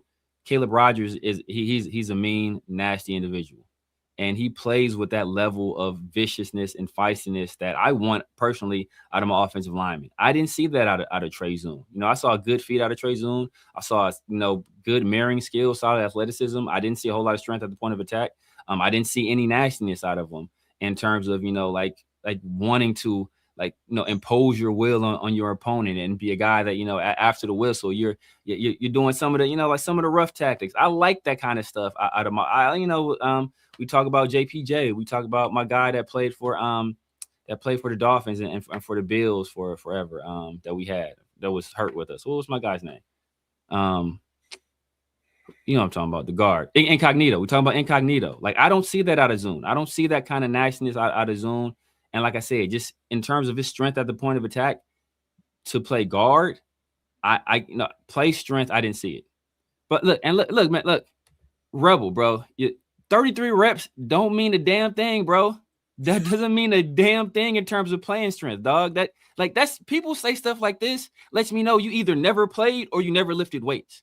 Because how many reps you do on any particular exercise, it involves two things. Is it some strength? Yes, but a lot of that is just repetition, stamina, and muscle recruitment. It's training your nervous system to be able to lift this weight enough times. Obviously, you're building strength. That takes muscle fibers too, but that doesn't have anything to do with your play strength, brother. Nothing at all. Nothing at all. So go out real quick. You said y'all don't think the draftees can start this year. I see at least 7 that can start tomorrow for the Raiders. We'll talk about the starters afterwards. Look, I think that there are definitely some players that could start for sure. But we'll definitely tap into that towards the end. Dre and they still ain't draft Landon Robinson. Yeah, I think he went late. I think I saw him drafted like the 7th. I think it was maybe. Yeah, I forgot who got him too. Yeah, but shout out to you, man. Was it the Ravens that picked him up? I forgot. Or was the Dolphins? I forgot. It was a pretty good team that picked him up. I forgot who it was though. Good old Willie Lampkin. But man, yes, Rebel, I will agree with you on this side though. JPJ's injury prone and was not a spike tech guy. Yeah, we've said that in the past. So that might be the replacement. Without question. So I looked it up. Right now. Landon went to Cincinnati. He went to Cincy. Yeah, not great. But they what's the guy that they had that was undersized D tackle? Was it Geno Atkins? Had Geno Atkins for a while. I mean, undersized, and people thought he was undersized, and he turned into a damn good player. So maybe they think they can do something similar with Landon. Yeah. So, Mr. Anderson, we're going to talk about just kind of what's left in free agency probably on Wednesday. So tap in with that. We're going to try to get to the rest of these topics a little bit. Do us a favor. Let's see. Hold up. Let's go. Brandon. Yep. There's a lot of guys left on the table. So we'll see. A lot of guys left on the table for sure. We'll see just kind of how it all works out with some of these guys. Just my opinion on Zuhn, right? I do like him. The only thing when you watch Zuhn, and probably why Zuhn did a really good job against Bain, to be honest with you, is because Bain's not the most athletic guy in the world. And so when I watch Zuhn go against some more athletic edge rushers, his feet were just a little slow to gather sometimes against the more athletic edge rushers. And even getting to the second level, I saw him sometimes take some bad angles to the linebackers, which ultimately he ends up overrunning linebackers undercutting his block, but they still have the angle to the running back. So I saw some, and I think a lot of people have kind of questioned his not just his run blocking, but like I think they said that his pass blocking is definitely more superior than his run blocking, and I could see that on film. But ultimately, I'm just trying to figure out, is he an actual true tackle? Is he going to be more slated for the interior? And they announced him as a guard. I think a lot of people had him as a center prospect. When they announced him, they announced it as a guard. So the Raiders turned in the card with him as guard. So I'm not a rapper. Really curious as to where he's going to play. If it is on the interior, then where is he going to? What spot is he going to take? And is he going to be a day one starter? So I just don't know what the intent is, and we got to see how it plays out. And that's why I ultimately, at the end of the day, gave the great idea of this entire draft class, is because literally it's these two guys right here. Keon Crawford, Trey Zuhn. Are they day one starters? If they are, who are they replacing, and how are they going to ultimately work out? Because I think what you did on the back end of this draft is you pick some good guys, but then there's also some question marks that you're sitting there going, man, like if you got day one starters the first 3 rounds, then the guys in this back half of the draft would make more sense. The day 3 guys would make a lot more sense if you got true day one starters. So with these two guys, I just got to see how it plays out before I could actually truly understand what the direction is. Yeah. So yeah, that's that. Yeah, I mean, Fernando Mendoza is the obviously the hugest one, but yeah, Kieran Crawford and Zuhn, like if those guys don't pan out, we're gonna be looking back. And I was off. Okay, so I think Jeremy Chin, when he ran the 40, I think he was 221 pounds, and Traydon Stokes is 190. I'll take 4.4 at 220 out of my safety. I'll take that. Yeah, 100%. Raider Devellion, what's going on, man? Just tapped in severe shitting on the draft. Hey, we got some positive takes. Take it easy. We got some positive takes. I just said I hope it was good to see Mendoza make the Raider fan base happy. See, we're staying positive. You said glad we didn't get another receiver since what was left was a bunch of number 2s. Well, we're still left with a bunch of number 2s in our receiver room. I don't know what to tell you. But there was number 1s left on this draft, potential number 1s in that 3rd round. Let's see. What up, Off Tasi? What's going on, big dog? What's happening, man? You're saying at the same time there was reason Bain and Messidor were first rounders and the most disruptive edge duo in college football last year. He took them one-on-one that game and won all but 1 rep. Hey, look, shout out to him. And even with Ruben Bain saying that Zuhn was, without question, the best tackle he went up against, definitely gives him credit. Definitely just want to see what his role is going to be, given that he was a 3rd rounder, right? Yeah. And if he's going to be a rotational piece or battle, maybe you want to get that on day 3. But we'll see. We'll see how it works out. Raider Pete, real quick, saying Zuhn's highlights at left tackle is impressive. Midseason starter incoming. All right. Yeah, I want to say they said something like he had the highest passing. A PFF he had the highest like pass block grade they've ever recorded, or something crazy like that. But what's ironic is that the year we drafted him, Delmar Glaze, aka DJ Glaze, I think he had the highest PFF grade pass blocking that year too. So the PFF, it remains to be seen. The PFF may need to tweak their model though. PFF always need to tweak their goddamn shit, but that's neither here nor there. So and again, like I always try to preface, like highlights are one thing, but definitely one strategy that I always use is if you go and you look up, for example, if you want Texas A&M, go look at Texas A&M offense versus, and it'll show you all the plays, all for every single or all plays for all the games. You can find clips or videos on YouTube that will give you every single play. So don't just look at highlights. Definitely look at all the reps because it gives you just a better idea. But again, at least that's just what I do. Last one, Mario. I love the show, but sometimes overanalyze things. I'm guilty of it. Okay, but I'll just try to give you my true assessment. I might overanalyze, but I think that's why a lot of times we end up being right. And that's not bragging. That's literally what happens 90% of the time. So, all right, Severe, this is your one. This is your pick. This is your pick, man. You were calling it before it happened. Jamal McCoy. What's your thoughts? Chat, let us know. Hashtag Raiders. Yeah, man, Jamal McCoy, I think this could end up being, the steal of the entire draft, one of the biggest steals in recent years if he's able to return to the form that he had the year prior to this year. What's unfortunate about him is that, he came over from Oregon State, came to Tennessee, had an incredible year. He had a really good year at Oregon State too. He had an incredible year at Tennessee. And then, he gets hurt and misses the entire year.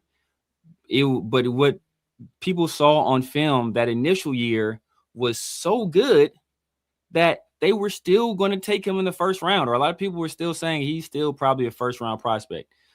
He goes out there, does his pro day, runs, I think, a 4.38. Correct me if I'm wrong, Money Chuck, since you like to pick up the scraps behind me. Let me know if it was a 4.38 or not. I could be misstating it. So I could be off a tenth of a second. Maybe it was a 4.28 or 4.48. Let me know.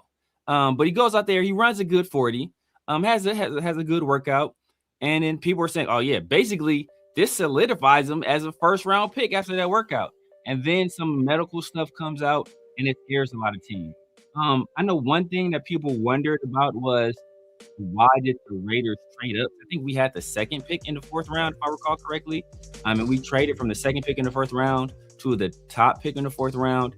And what I was reading was that there was something about contracts in the fourth round, or for guys that are drafted in the fourth round, where there's some kind of protection offered that's not offered in other rounds. I forget exactly what it was. So that's what made drafting him in the fourth round the ideal spot to do it. And that could be what prompted the Raiders to trade up to the top pick of the fourth round to prevent any other teams from trying to jump them and trade into that top spot to take him as well. So he's a guy that, he has everything you want in a number one corner. And if he's able to get on the field and stay healthy, I think this is a guy that can be, he has all pro potential. Yeah. So I'm with you. Like, I didn't know much about the kid, to be dead honest, when we went into the fourth round. I didn't know much about him. I just knew that he had a high upside, but didn't do a lot of research. The more and more research I did, he ultimately, I'm with you, he could end up being an absolute steal this draft. I know there's that knee issue that's out there. Whether or not what I've heard, I could be wrong. Definitely chat, correct me if I'm wrong. Is there's a fear that if he continues to play on it without the surgery, it could gradually get worse. So ultimately, he's going to have the surgery at some point. And if he does have that surgery and it's not successful, which there's a large enough percentage to where it definitely has to concern you a little bit. Does it not work out? I hope that if that day comes, he has to have that surgery and it's successful, or let's say he doesn't have to and he just balls. If this pick works and turns out to be the steal of draft, man, that's amazing. Only downside is, and again, this is just to me, and this is ultimately how we have to figure out if this draft, if he plays out, if for some reason Jamal McCoy doesn't work out and the injury hits him, and like some people have said, it could end his career, and these two guys don't work out. Yeah. This is where I'm going to point to Spy Tech and go, God damn it, this is a trend now. It's a trend that you're drafting nothing but projects. And a lot of these projects aren't working out. If you would have gotten 4 bona fide starters in this draft and then you get this, even if it works out, man, you look like a goddamn genius. But even if it didn't work out, but the guys before him really work out, then I think I could be more comfortable with this not working out. That's a hell of a gamble, right? Yeah.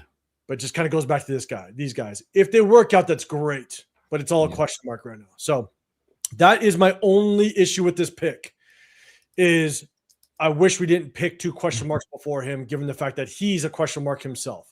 Yeah. Crazy high upside. Yeah. Medium risk, right? You just don't know. Exactly. Yeah. But you just don't know how it's going to work out. So ultimately, at the end of the day, I hope it works out. Yeah. It's like, look, I look at it like this. We took a 4th round Tennessee guy last year that, was a bigger risk, has bigger risk, right? Like Dante Thornton is. So I'd rather take the risk on the upside that Jamal McCoy offers than the risk on the upside that Deontay Thornton offered, even though people were telling me he was Randy Moss and Megatron, but before the year started. No, yeah. And I'll address this one just real quick. Dan, you're saying, my question, are you guys still upset Raiders took Mendoza and not trade back? I still want the trade back to this day. I still want him. He's a Raider now. So we're rooting for him. I want him to be the best, like everybody think he's going to be. So he's a Raider now. There's no point in being upset about it. I still want the trade back. So, and yes, Arnold, he's only 20 years old. Yeah, he's young. Yeah, so for sure. He's out there practicing, and even if he sits for a year for whatever reason, he's still young, and hopefully it works. Are you gonna say something? No, I was gonna say, yeah. I mean, the positive about him is that he was asked about it, and he immediately said, "I'm gonna leave the decision in the team's hands." And I think rookie minicamp has started already. He was out there stretching and doing some of the stuff with the team. Obviously, he wasn't involved in any of like the real team activities, but the stretching, I think like some of the initial running he was involved with. And then later on in the sessions, he was to the side, working with a trainer. So that could be some positive. I think he was also fielding punch too. So that could be a positive development. But, it kind of remains to be seen. No, it does. So, all right, let's get to this one down here. Mike Washington Jr. All right, I believe this was the one where we kind of traded up a little bit to go get our guy. So Mike Washington Jr., he is now going to be kind of that 1-2 punch in that backfield with Ashton Genty. And so, chat, let us know what your thoughts are. We're going to get to some UDFAs. We're going to talk about Charles Snowden. We're also going to talk about Lockie Tasi moving on to the defense. But let us know what your thoughts are on Mike Washington. Severe, what's your thoughts, man? Yeah, man, Mike Washington, excuse me. Mike Washington, I think he jumped on a lot of people's radars when I think he's like 6'2", 220 something, and he ran a 4.33. Correct me if I'm wrong, Money Chuck. Correct me if I'm wrong. I believe it was 4.33 as well. So at that, a guy running back, when you have those kind of measurables, he instantly, jumped on people's radars. I think people went back and looked at what he did at Arkansas. And, I think he averaged like 6 yards a carry, something like that. Put up, I think, 1,100 yards this final year. So he's a guy that, a lot of people, just based on his traits, the physical traits, he was high on a lot of people's radars. And he was high. He jumped on my radar as well. I saw that. I looked at some of the highlights, and I was impressed. And then I saw some of the other stuff surrounding him, and I got a little bit concerned about it. Right? Obviously, he's a guy. I think 7 fumbles. That is troubling. He's not a guy that has a lot of wiggle. So is that necessary out of your running back? Not necessarily. It's just something you would like to have, or some make a guy miss ability outside of just trying to run past people or run over them. I don't see him as a real natural runner. But as I was telling you guys in the chat, we have Rick Dennison here, and Rick Dennison, I believe he was offensive coordinator the year that the Broncos had Mike Anderson Jr. And Mike Anderson Jr., if I could recall correctly, let me know if I'm wrong, Money Chuck. I think Mike Anderson Jr. was offensive rookie of the year. Money Chuck. Thank you, man. Thank you. I appreciate that. Thank you, sir. I'm going off the dome here, so I appreciate the corrections here and the annotations and all of that stuff. It's much appreciated. But I think Mike Anderson Jr., the year Rick Dennison was there, and because Rick Dennison started with the Broncos as a special teams coordinator, then he transitioned to the offensive side of the ball. So he might have still been special teams coordinator that first year Mike Anderson was there, and then transitioned to the offensive side of the ball. I don't recall, but he was there for Mike Anderson. And in this zone scheme, Mike Anderson was a very productive player as essentially the same style of back, a bigger body back with good speed, one cut runner, right? You're taking that thing outside or you're cutting it upfield. And that's what Mike Anderson was able to do extremely effectively in his offense. We talked about Lendis Gary was another guy that wasn't really like a household name. And he was another back that was able to be extremely productive in this system as well. So I'm looking at it like if he's just that one cut and go type runner, and he can use his speed to kind of outrun the angles on some defenders, use his size as a running back to break some tackles. I think it's a pick that I can get behind. We obviously need a compliment to Ashton Jeanty. He offers the kind of juice as a runner that Ashton Jeanty just doesn't have. As evidence, as my guy Querick knows, Ashton Jeanty got hawked by Kevin Byard. So Ashton Jeanty doesn't have that breakaway speed. But Mike Washington does. So I think it could be a good compliment. And obviously we want a guy that can take some of the workload off of Ashton Jeanty. I like Damon Claiborne, but admittedly, Damon Claiborne, from what Kubiak was saying, it seems like he wants a true dual back system, not like a primary back and a second guy. He wants like a true dual system. And Damon Claiborne, I don't know if he has the build to necessarily hold up over the long call with those type of carries. Obviously, Mike Washington does, and he's a guy that can really be a good complement where they can go one drive or two drives for Ashton, one drive for him, or two drives and one drive back and forth. And I think his body can hold up because he'll be a little bit more durable than maybe some of these smaller backs. Yeah, I mean, and just the lack of, I guess, carries he had in college. I mean, his body's still healthy. Yeah, with Washington, with Mike Washington. So I think for myself, I wanted another running back to complement Jeanty, right? Genty's going to be our number one. He has to be. He's a number 6 overall pick, right?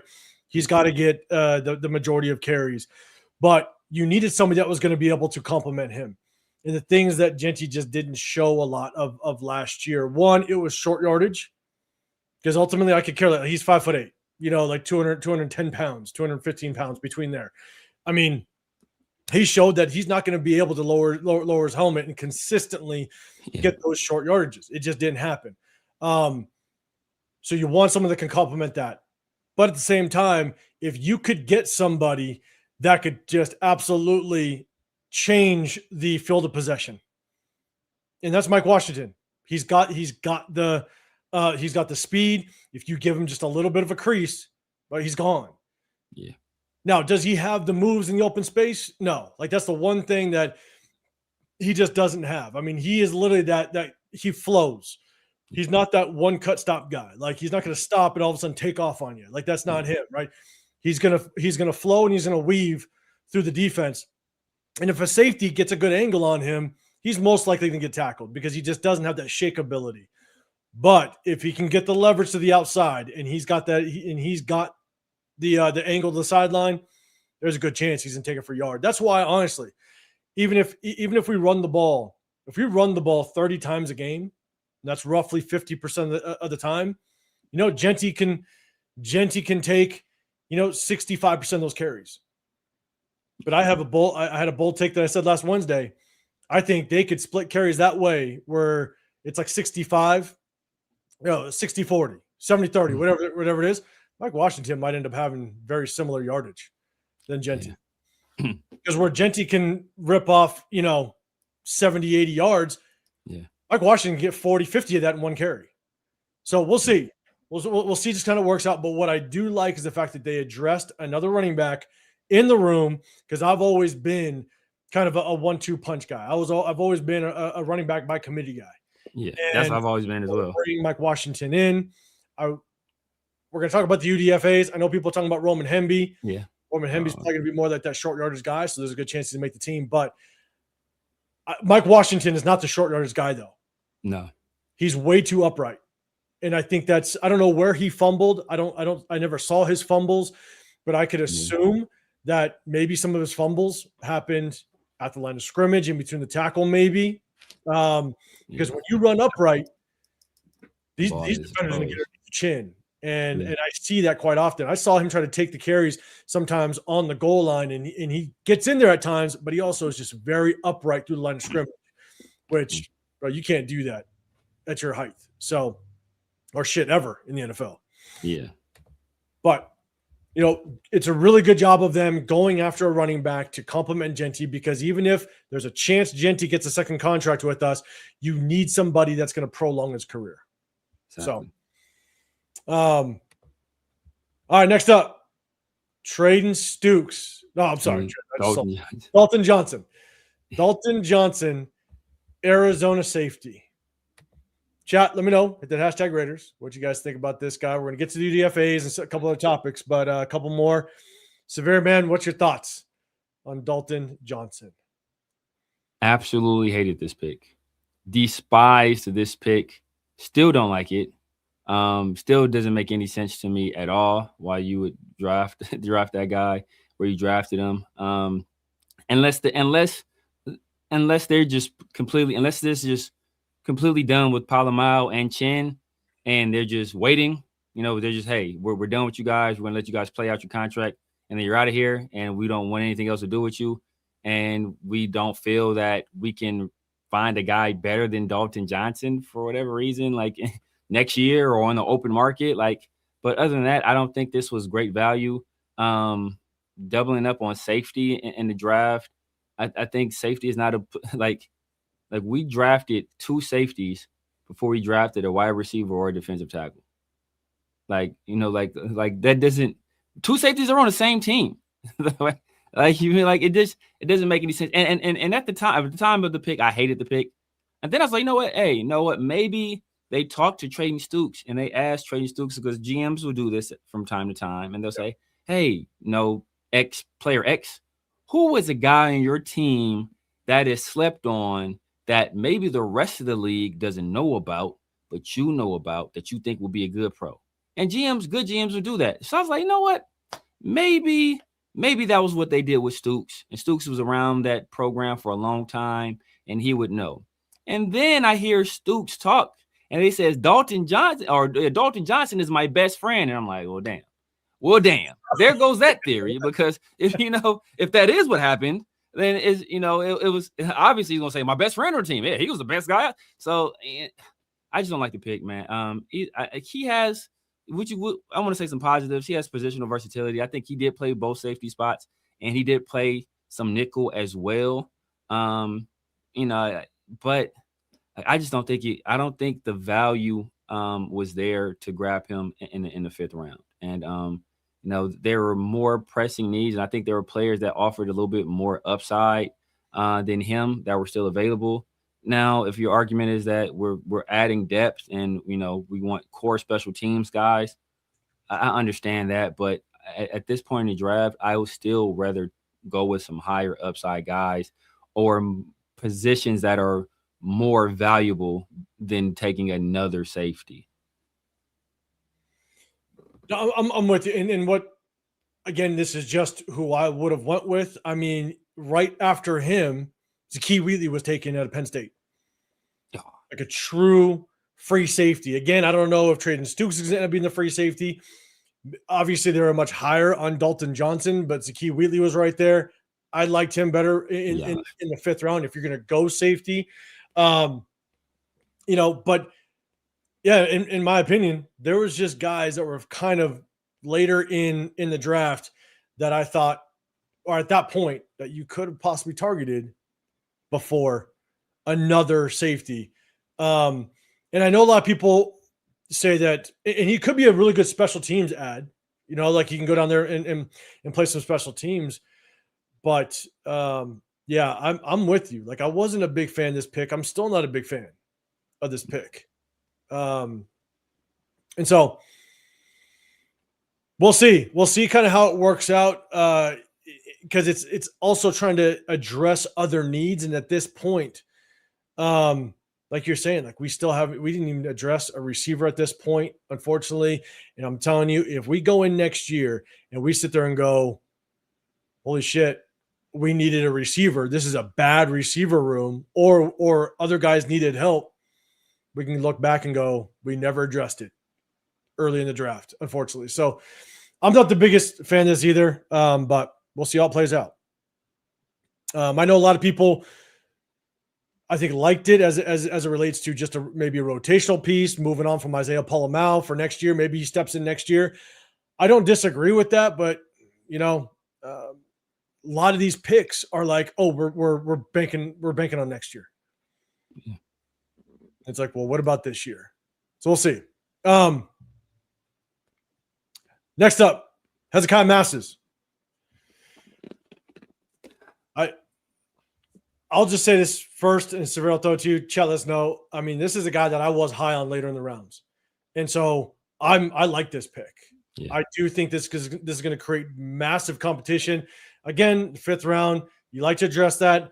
I wish we would have gotten some day one starters earlier, but these are the rounds where you get guys that can come in that have high upside, that can compete for a potential starting position, but also give you benefit in special teams.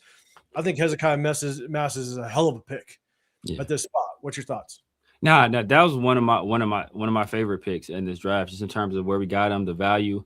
I think he's a guy that I think could have gone early in the 5th, late in the 4th. You get a guy with his kind of experience, his measurables. I think, and obviously we hate our secondary. Like, that's just plain and simple. We hate our secondary. And he's a guy that if, let's say we want to move on from DCAM, he's a guy that can fill that void. Let's say Darian Porter is a guy that, isn't handling the transition between schemes well. I think Hezekiah Masses is a guy that can step in and kind of fill that void as well. So I think where we got Hezekiah Masses, I like that pick. I like that pick. I like the player.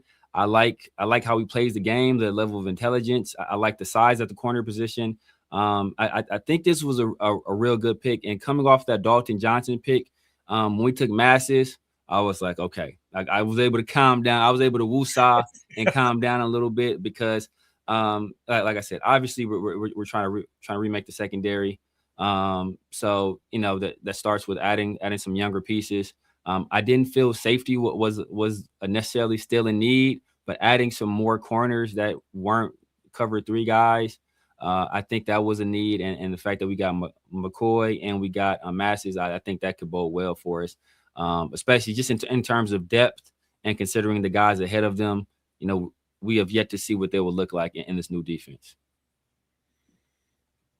Yeah, I actually think for him, he can come in and definitely compete. So I think it's going to be a really good addition. Obviously, we're stacking kind of this cornerback room.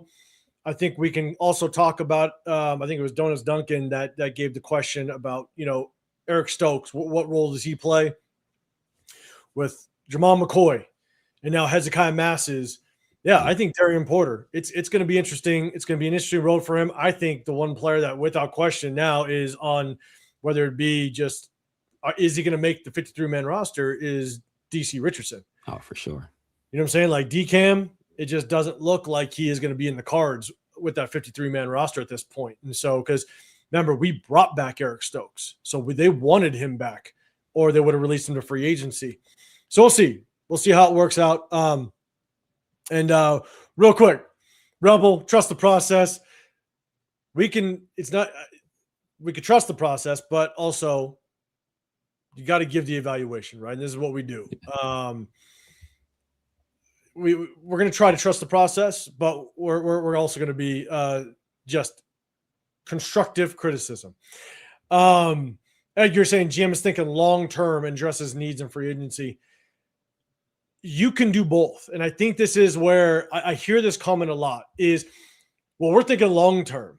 You can think long-term, but you also have to hit today.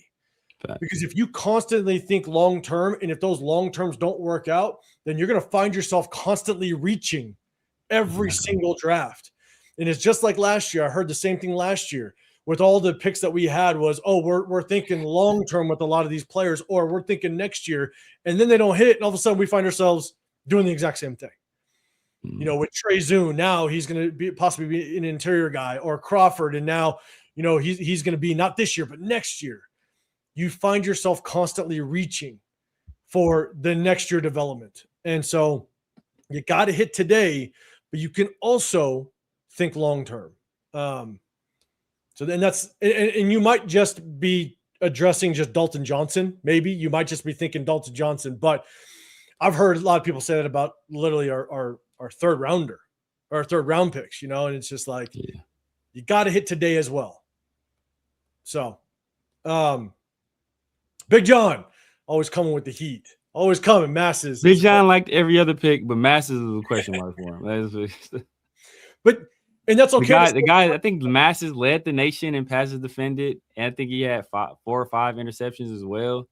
But he's the question. He's of all the guys we taken, he's the question mark.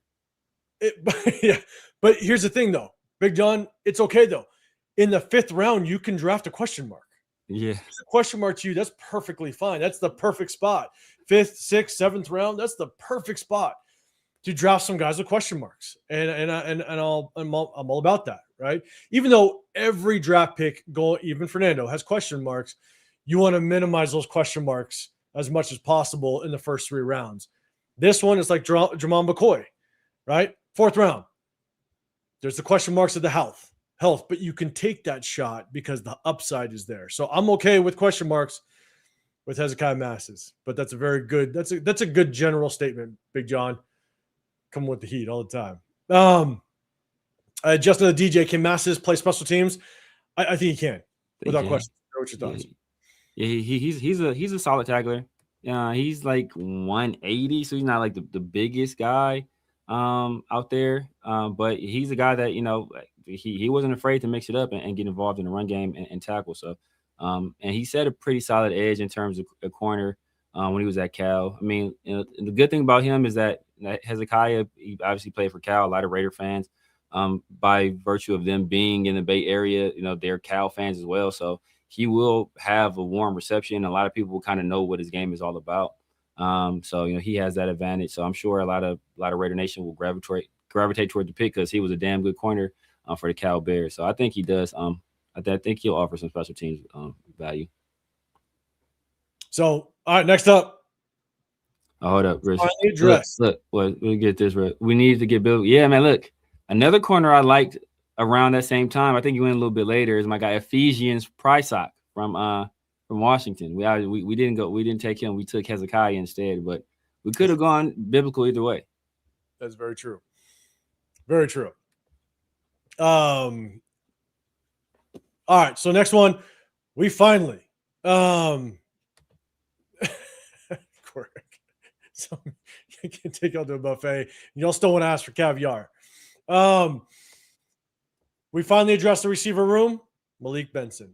Real quick, I said this on Wednesday. Shout out to our guy, Dante with Gridiron Apex. Man, he's a Florida State fan. He knows quite a bit about Malik Benson because Malik Benson did go to Florida State. He stated that there could be some character issues kind of going into it. He was at Alabama. Alabama kind of worked himself out of Alabama. Nick Saban at the time was like, "Hey, you're out of here." But then he goes to Florida State. Same thing kind of happened where he ultimately ended up working himself out of Florida State and landed with Oregon.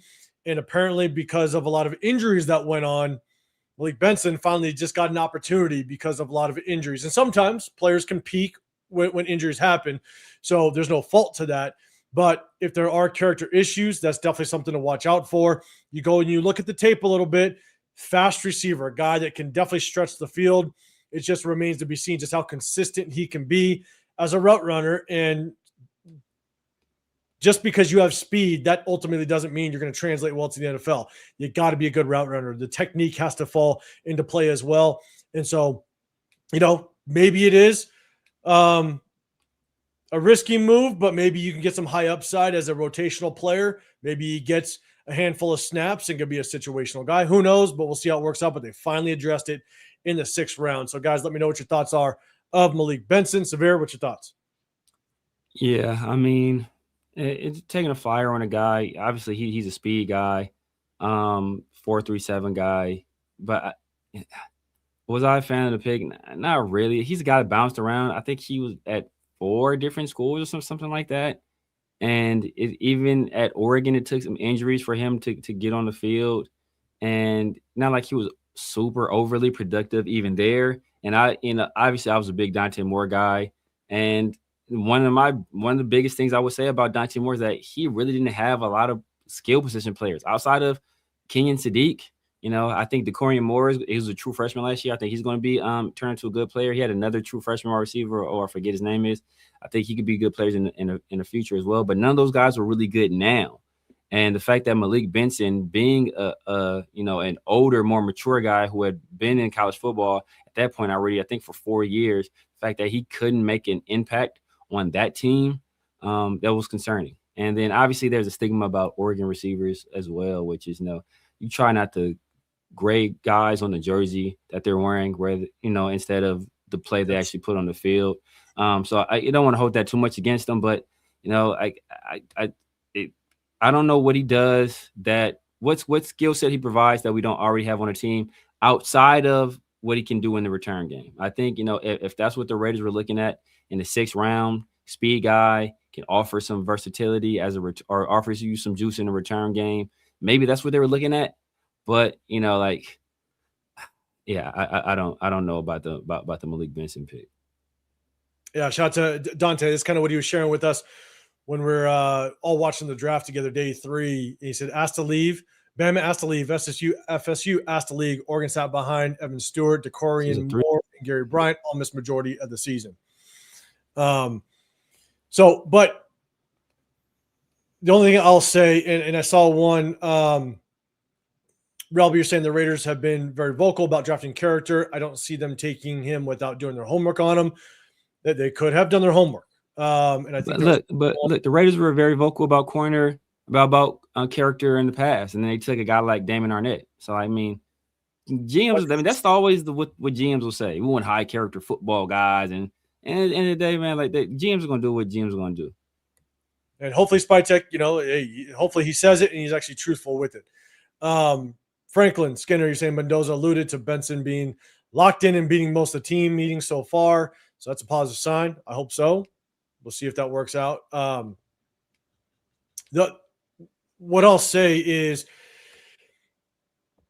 that's a 6th-round pick. That's a typical 6th-round pick, right? If he was kicked out of Bama, kicked out of Florida State, maybe had some character issues, but you saw some flashes on the tape that you can maybe work with. That's a 6th-round pick. The only problem I have with this is if our receiver room ends up being not productive, then you didn't address it early. I'm okay with this in the 6th round. That's fine. We just didn't address it earlier. And that's my biggest issue. It's not the pick. You can pick somebody that has maybe some concern or not as much production. The 6th round is kind of where you pull that trigger if you really like them. So I'm not mad at addressing receiver in the 6th with those type of possible character issues. But man, we just didn't address it earlier. And that's really my concern. So this receiver room better work out. Jack Besh, Deontay Thornton, you guys better work out. Point blank period. To kind of help out this offense. Obviously we brought in Jalen Naylor and we'll see just kind of how that works. So, but it's the only thing I'll say, and Severe, you kind of alluded to it, is picking the jersey. Oregon receivers don't really work out a lot of times. And that's the tough part is Oregon has such a unique offense that it just the receivers don't translate. That's one of the concerns or things I'm going to watch out with Sadiq, that tight end. I think that tight end's gifted, but because the way that Oregon runs their offense, it's a lot of just kind of verticals or screens, and it's not about a lot of timing routes per se, where you're going to have to find, or you're going to, when you get to the NFL, right? The NFL, and especially the way that the defenses run their schemes nowadays, it's a lot of timing routes. It's a lot of getting to the spot, and the quarterback and you the chemistry's on point. Whereas Oregon just runs, they run just real typical air raid offense a little bit. And it's so different from what you run in the NFL that I think that's kind of hurt some of the Oregon receivers, pass catchers, truly translate to the NFL at times. And so we'll see. If he's just a straight situational guy, then maybe it could work. We'll see. But that's the type of 6th-round pick I'm okay with. You get him, you take a risk, and hopefully you can get some just maybe a little bit of a role player out of him.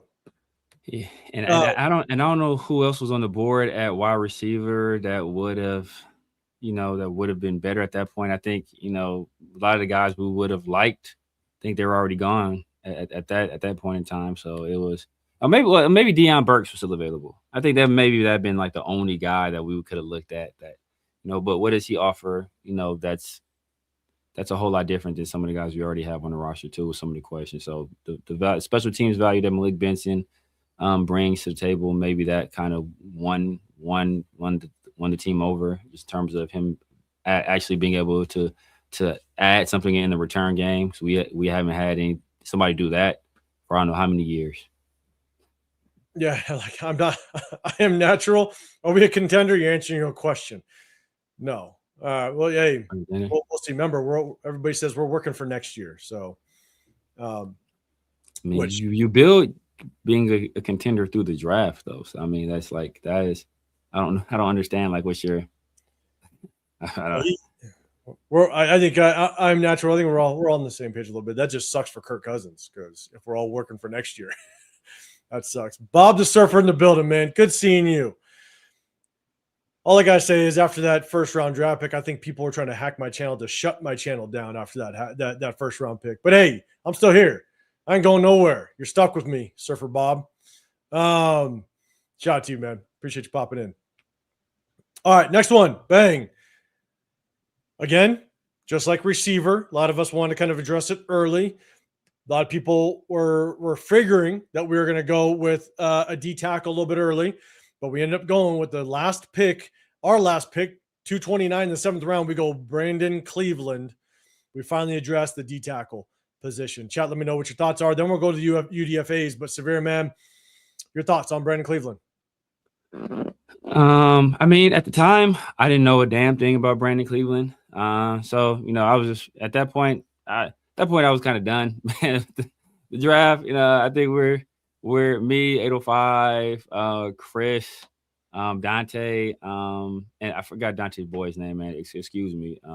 My apologies for that. But we were sitting at the bars watching it, and I was just like, man, well, what time's my flight? It was what time's my flight, man. But I watched some Brandon Cleveland. I like the player. I like the player. He's a guy that he doesn't wow you with any particular physical traits. He does have good hands. He's active, very active hands, violent hands. He's a guy that be a little bit of a disruptor. Not necessarily, like I said, not necessarily with any of his traits, just with his activity and his motor. So adding a guy like that as depth, adding him to the room, it's a positive. It's a 7th round pick, so I think we could have done worse. At least we finally addressed the defensive tackle position. I would have rather, taken a flyer on a guy like hey, I would have rather been on the Landon Robinson sweepstakes. Or I would have rather done something like that. But at this point, I was just happy that we at least took a flyer on a guy. And when I saw him, I can see what the team actually saw in him, and maybe there was a little bit of glimpses there. Like I said, just his motor and his activity. He was able to do some things with that alone. He's a little bit of a squatty body, I think that's the kind of the trend I saw with a lot of our defensive tackles recently. They're kind of short on the shorter side. Even JJ Pegues, I think, is 6'2". I think Brandon Cleveland's like 6'1", 6'2". Gary Smith Jr. or Gary, not Jr., I think the 4th, he's like 6'1", 6'2". So he seems to like these like squatty, shorter guys with a little bit wider bases. So I don't know if that's a Spike Tech thing or if that's a Rob Leonard thing, but that he fits in that same mode of the guys we've been bringing in at defensive tackle. Yeah, and I'll give you my take just real quick, but I think God found me. What's going on? You're saying who would you say is the number one receiver right now? When it comes to just receiver room, I think it's Jalen Naylor. It's got to be. Most likely, yeah. That's what I would just assume. And then real quick, Rebel, you're saying if you're in a rebuild, do you really need a number one receiver? Maybe they like someone in next year's draft. No.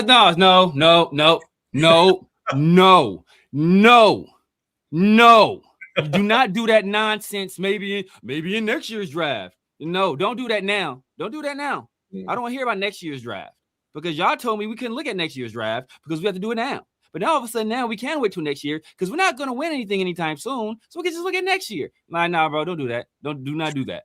No. That's for everybody that gave us that, to be honest with you. Rebel, I'll be fair. Like, I don't know if you were the one that was saying that. I don't know. But we knew a lot of people that were like, you don't wait for next year's draft. You don't do that. Now, obviously, we're talking about. I don't think it was Rebel. But I don't think it was Rebel. It was a Rebel that was saying that. Yeah. But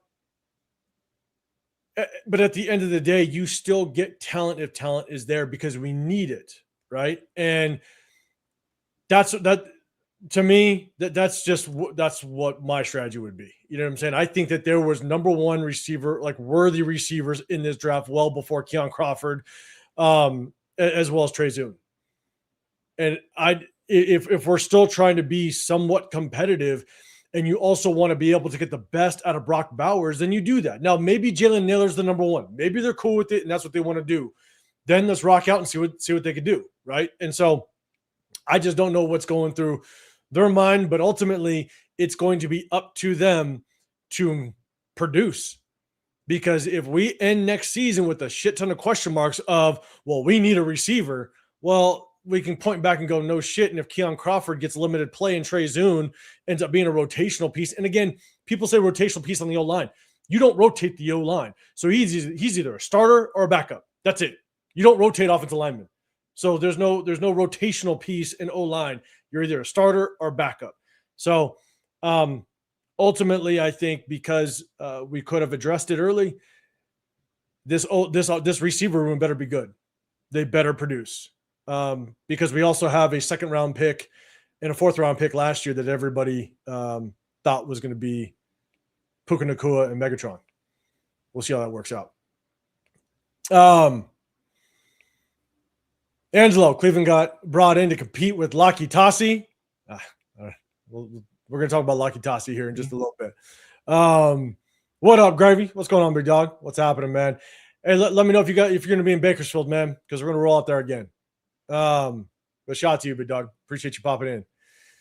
All right, here's my thing about Brandon Cleveland.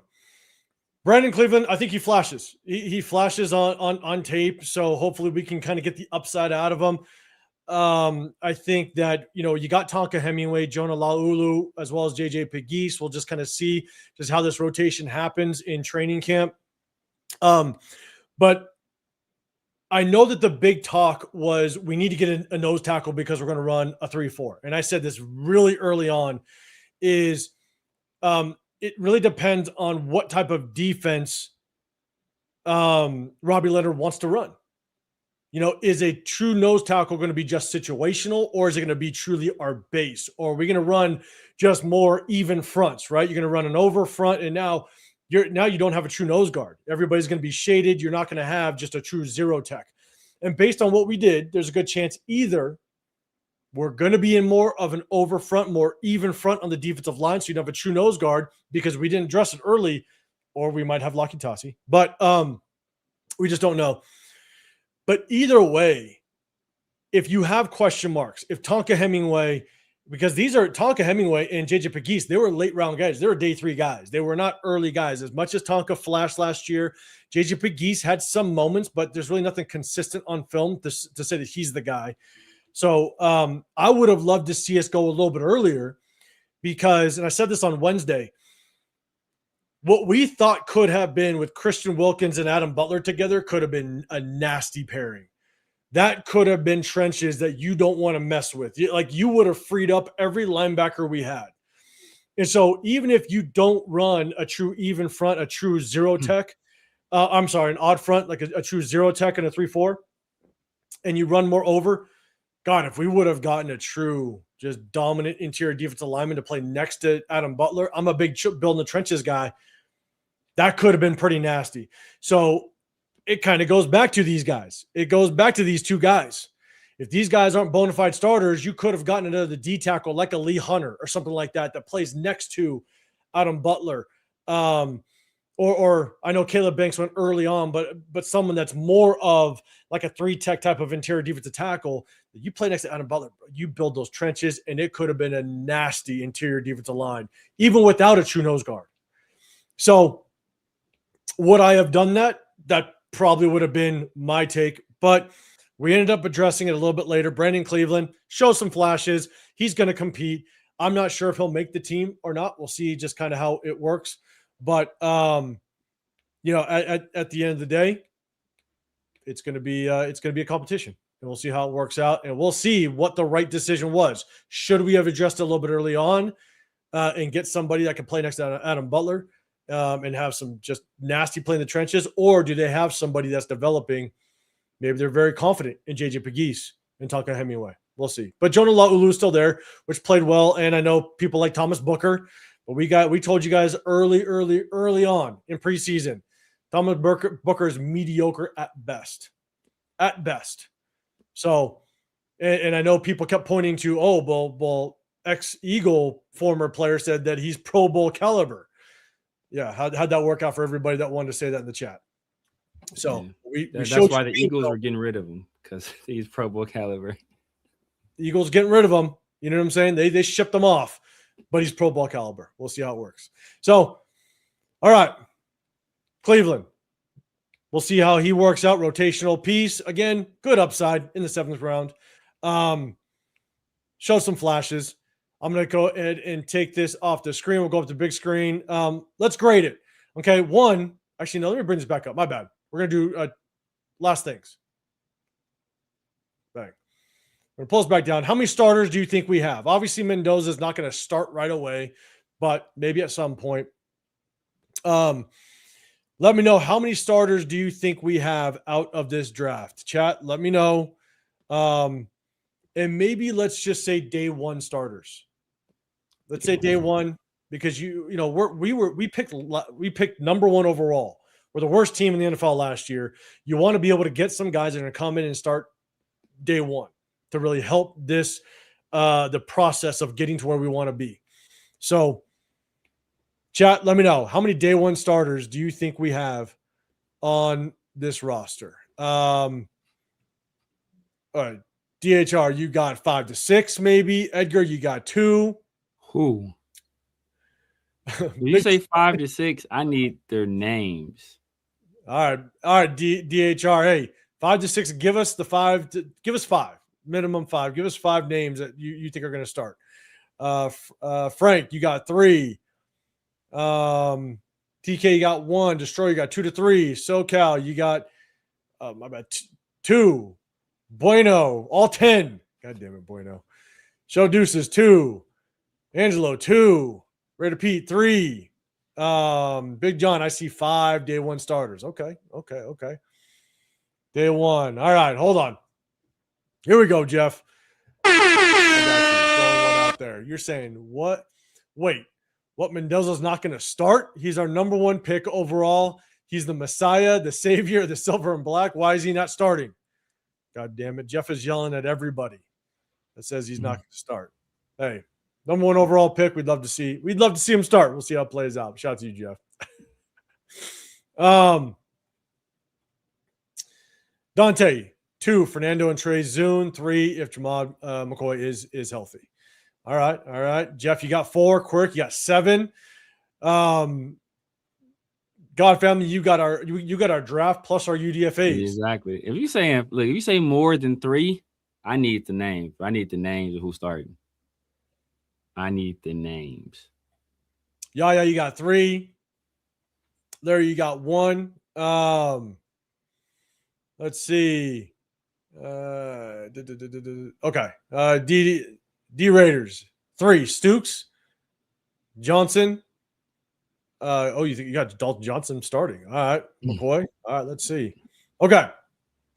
Hey, Big John is going to stand. He's standing 10 toes down. I like your style.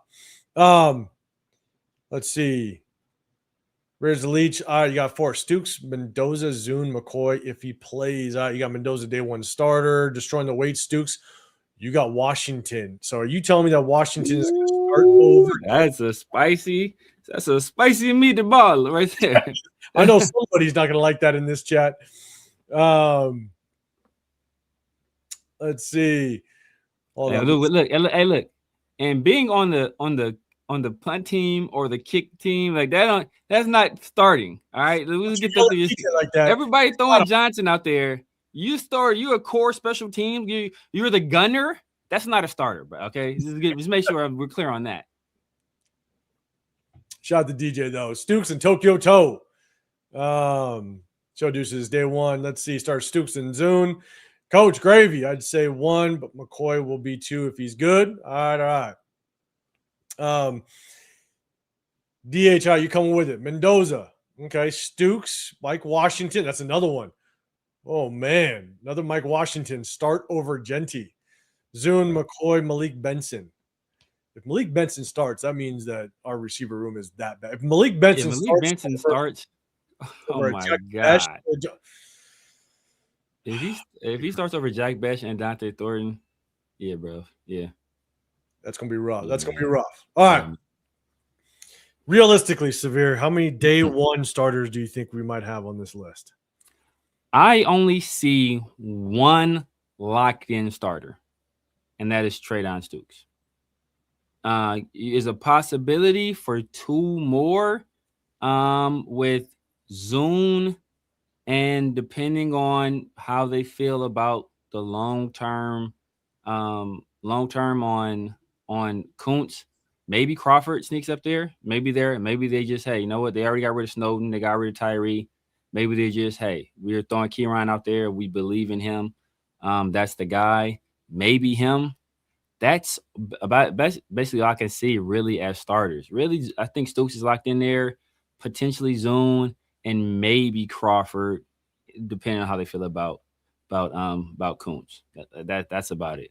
That's about it. Oh, and McCoy if he's healthy. McCoy, but I'm not even really counting. Like, I'm not even really counting McCoy. So I'm gonna let DH. So you say Mike Washington has RB2. I'm not saying like starting over Genty. Okay, so I'm glad you clarified that. I'm just saying because I just not started it. Hold up. We're changing the rules of the game. Like what's going on here? We're not even going to start a bunch of cuddle. We got cheaters in the building. Who's going to start? I think Mike Washington's going to start, but he's going to be behind Genty. Like, bro, that's not a start. Are we running a dual back system? Is that what we doing now? We're going pro set split backs like back in the 90s. That's what we're doing. And I'm glad I cleared it up. Because we didn't want to get somebody riled up, Money Chuck. Okay, I apologize. I tried to clear it up. Didn't want you to get riled up. Okay, all right. Wanted to protect your boy, Genty. So all right, but I think someone did stand 10 toes down on that. But we'll see. Quirk, real quick, you're saying who's stopping Cleveland from making the team or starting? I don't think he starts, but I think it's going to be a competition. Yeah, I don't think he starts. I mean, realistically, who's in his way to make the team?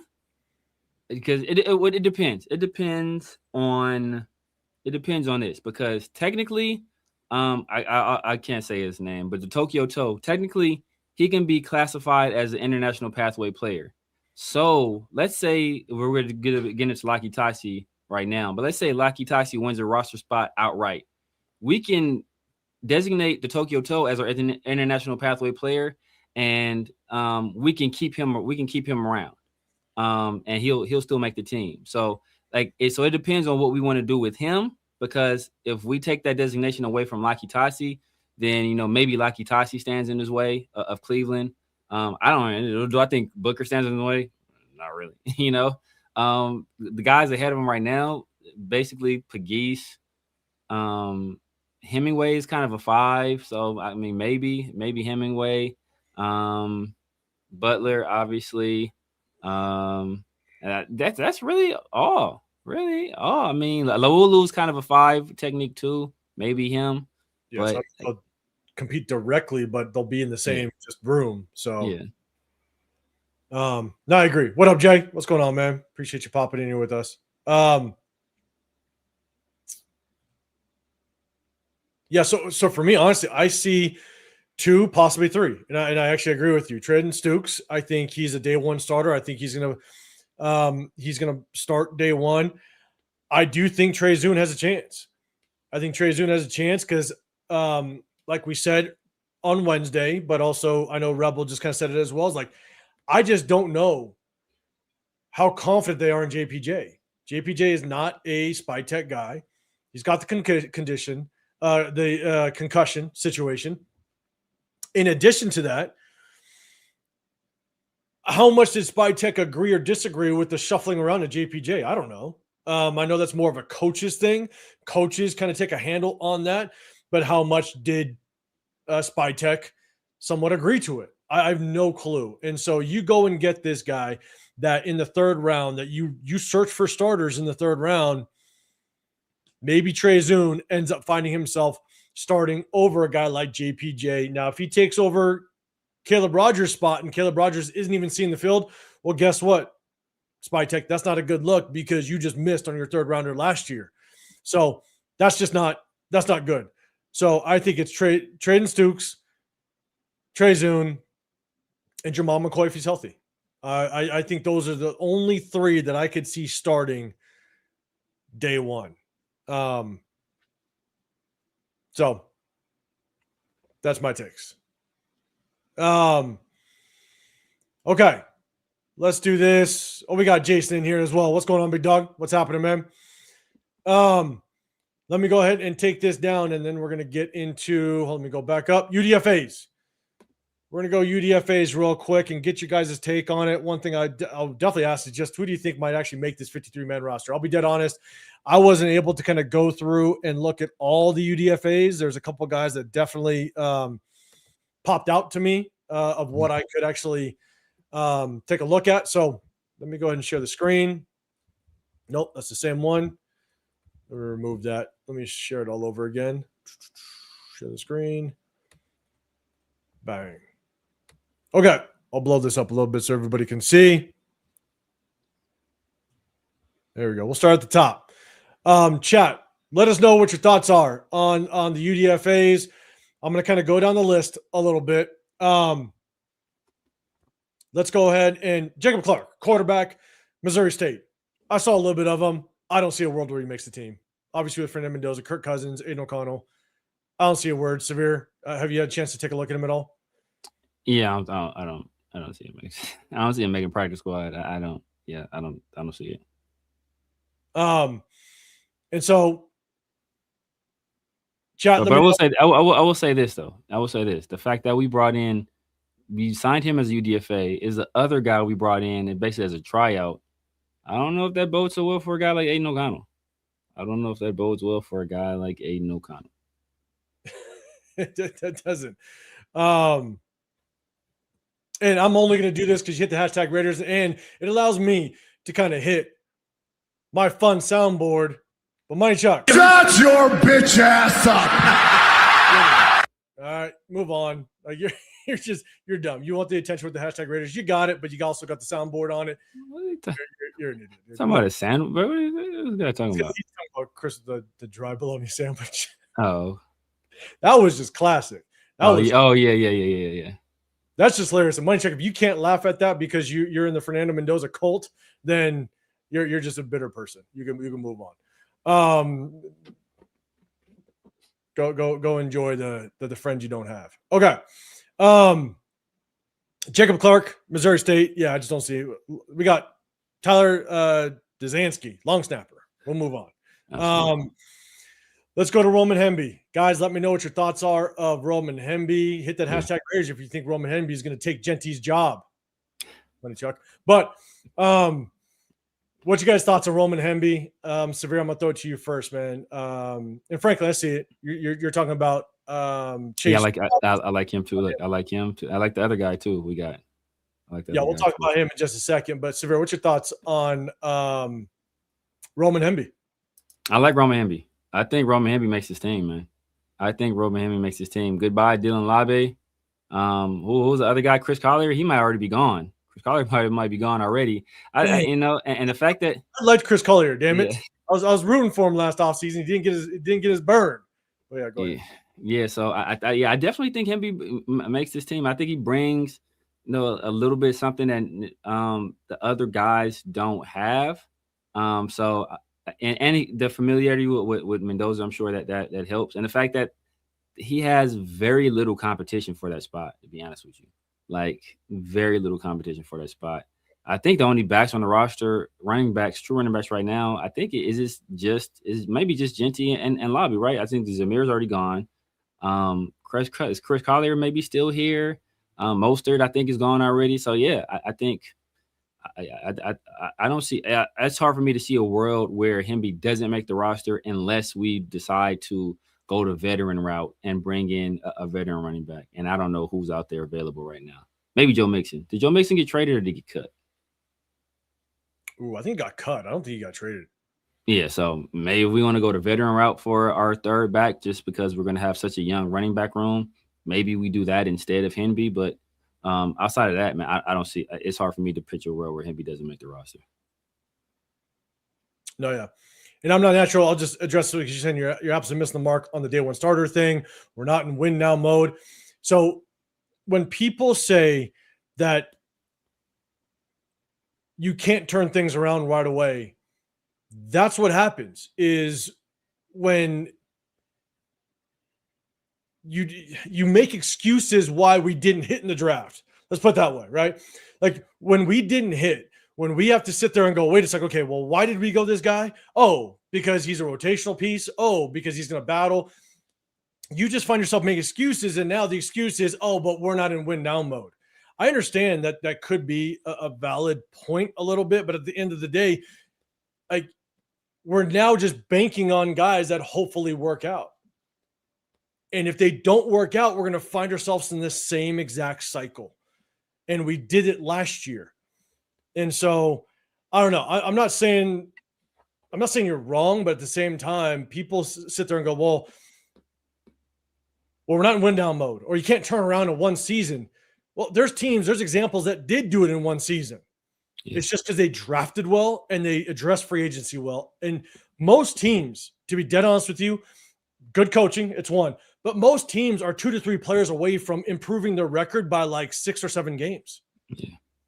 You could be 2 to 3 players away with a good coaching staff from literally improving your record by 6 to 7 games. And so 6 to 7 games, we won 3. That could be a 9-win season next year. Yeah. So I think that's what I struggle with is when you don't nail the picks and you have to convince yourself that they're going to compete or we're prepping for next year. That's just an excuse as to why we just didn't hit in the draft. Yeah. I hope it works out. I do. But that's been us for how long? It's okay. My bad. Let's see. Okay. To Roman Hemby. Jason. Roman Hemby. New starting running backs. Washington. Jeff is trolling. God damn it. I need to read yours first, Jeff. So I actually think Roman Hemby could be hopefully the short yardage back that we need. I think he's better of the 3. I don't think Washington's a short yardage back. Genty struggled with it. I said this before we even drafted Genty, that if we get him, we need a short yardage back. And kind of proved that last year. Hemby, I think, can be that. He may not be the ideal short yardage back guy, but I think he's big enough, he's strong enough to where out of all the running backs currently on our roster, he's probably the best one. And I think that's where he would possibly fit. So he was on my radar prior to the draft as a day 3 guy. We got him as a UDFA. Let's bring him in. Let's see where he can play a role. And I think that's maybe where he could end up being is a short yardage guy. Because the one thing, it's not a knock. It's just an observation of Hemby is if you watch Hemby at times, once he kind of gets an open space, his stride starts to get a little bit. And Severe, I know your son does track and you're kind of around kind of the track scene a little bit.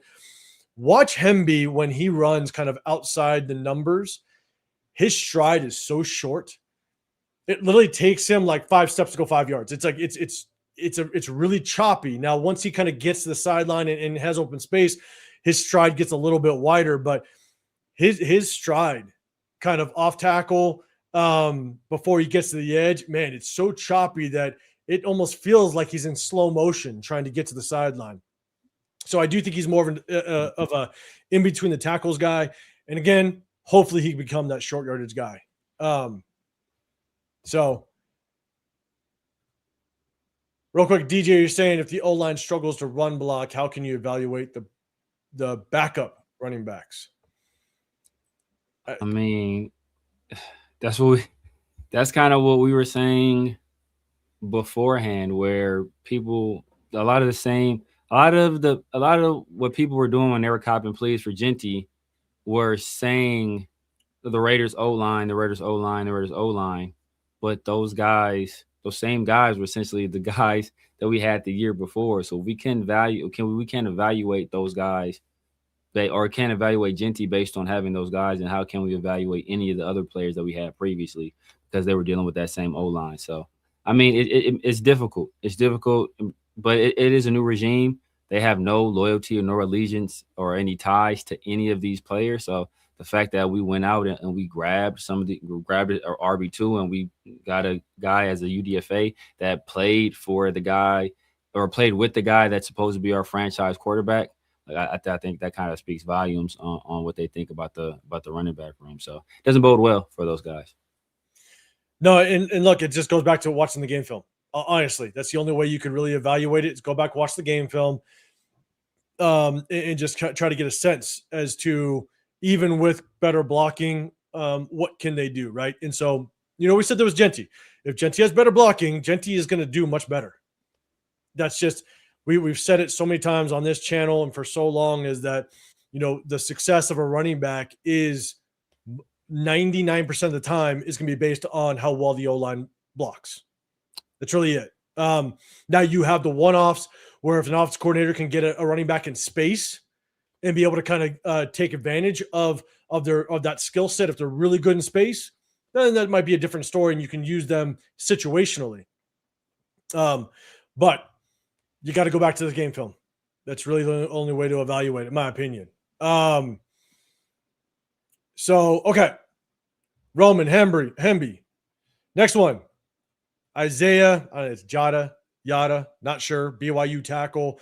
I have some take on this kid. Chat, let me know what your thoughts are on Isaiah Jada. I'm going to pronounce it that way. Severe, have you had a chance to look at that guy? I haven't had a chance to watch him. He's offensive tackle. Is he left tackle or right tackle? He played left tackle. Left tackle. Is he a real big guy? I don't know how. I don't know what his measurables are. I don't. I just went on and watched his game film, some highlights, but then I watched a full game of him at BYU playing left tackle. One of them was the Texas Tech game, so he played against Texas Tech, against Bailey and against and Romello Height. Romello Height, yeah.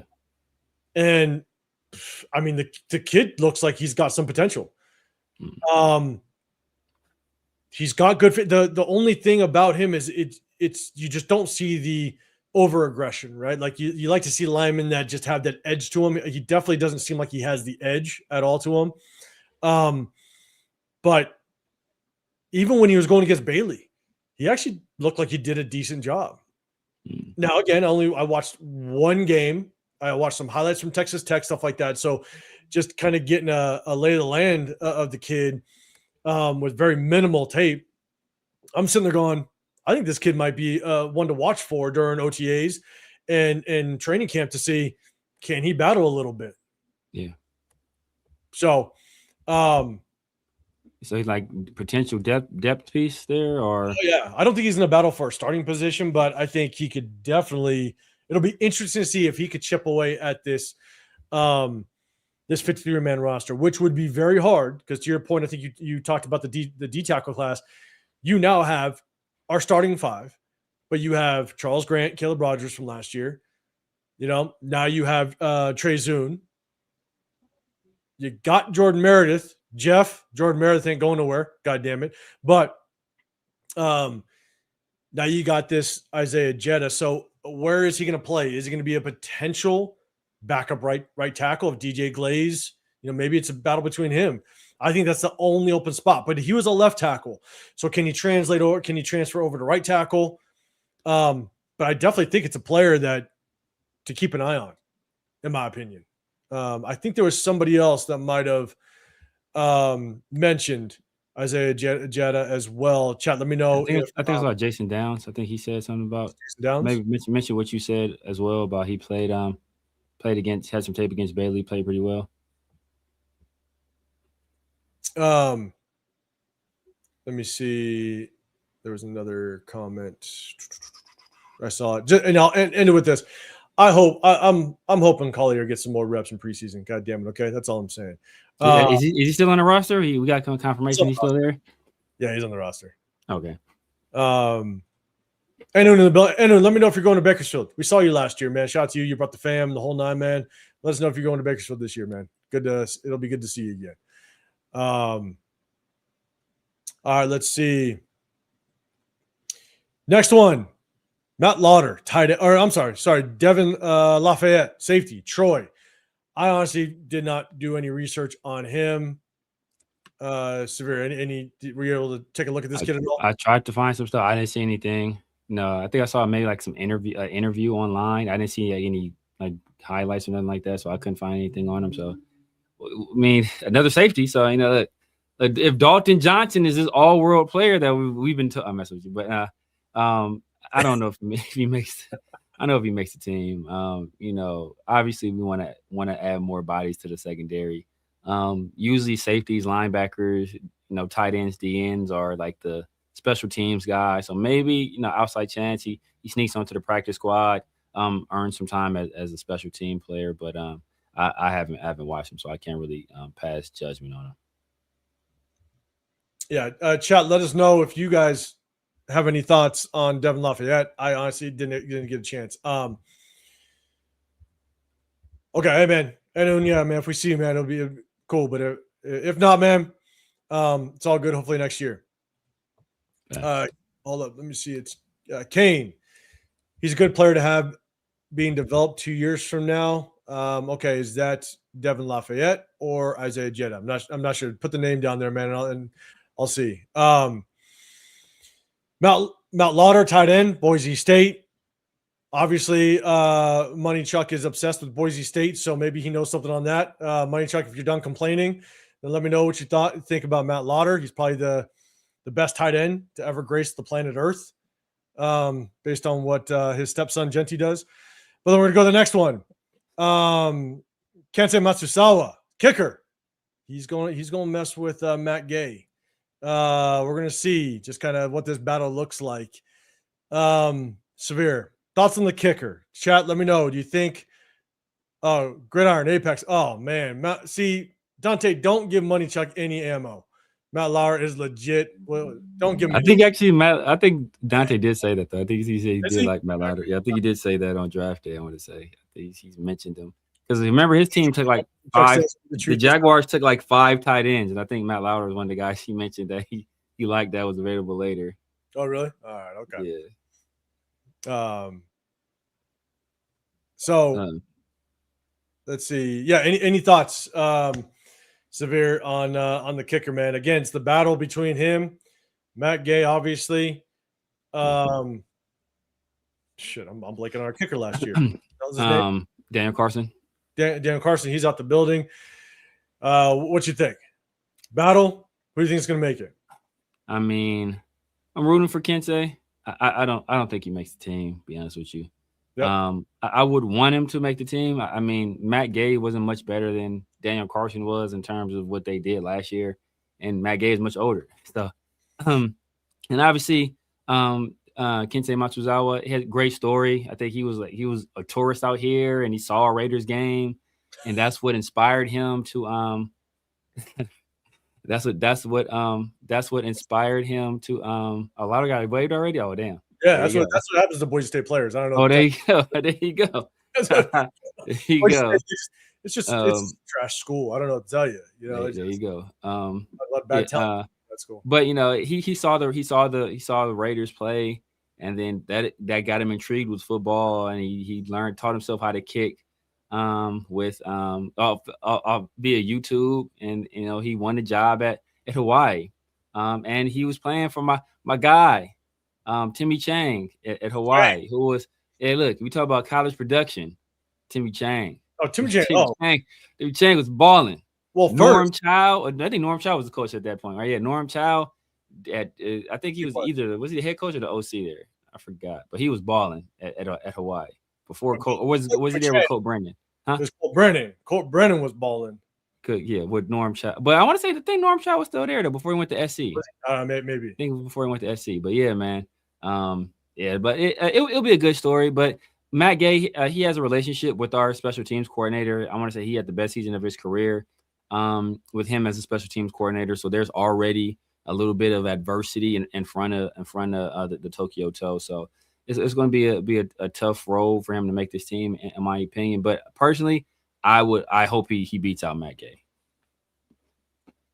I honestly, I hope so too. Not just because apparently he's a Hawaii guy, but got a bunch of family in Hawaii. I know a lot of my family are going to be rooting for him just to make the team. But I think ultimately, as a kicker, it's all about consistency.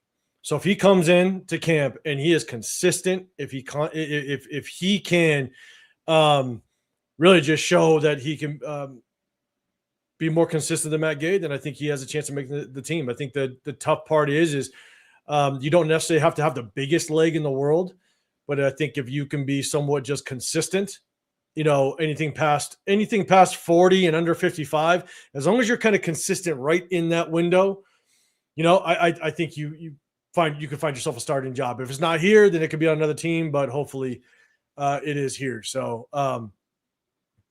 then hey, it's the first time I've ever seen an Asian on a goddamn football team. So hey, you know what I'm saying? Like I could at least root for somebody. He'd be the first Japanese-born player in NFL. But now, man, the Ravens had that safety. Who was the safety for the Ravens? So, God, who was the safety? It was Then obviously that everybody knows Dat Win. Dat Win from Texas A&M, right? Texas A&M. I remember Dat Win. Dat Win was a man for the Cowboys. He was a dog. I remember Texas A&M. I think they played UCLA in the Sugar Bowl. That's the first time I saw Dat Win. I was like, this guy is a monster.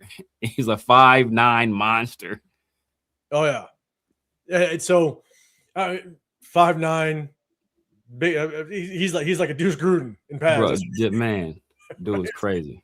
Bro, built like Ashton Genty. He was one of the reasons. He was one of the reasons why I just was stoked to play linebacker as a young kid going in, all the way through high school. No, honestly, I joked around. I think it was in Leo's.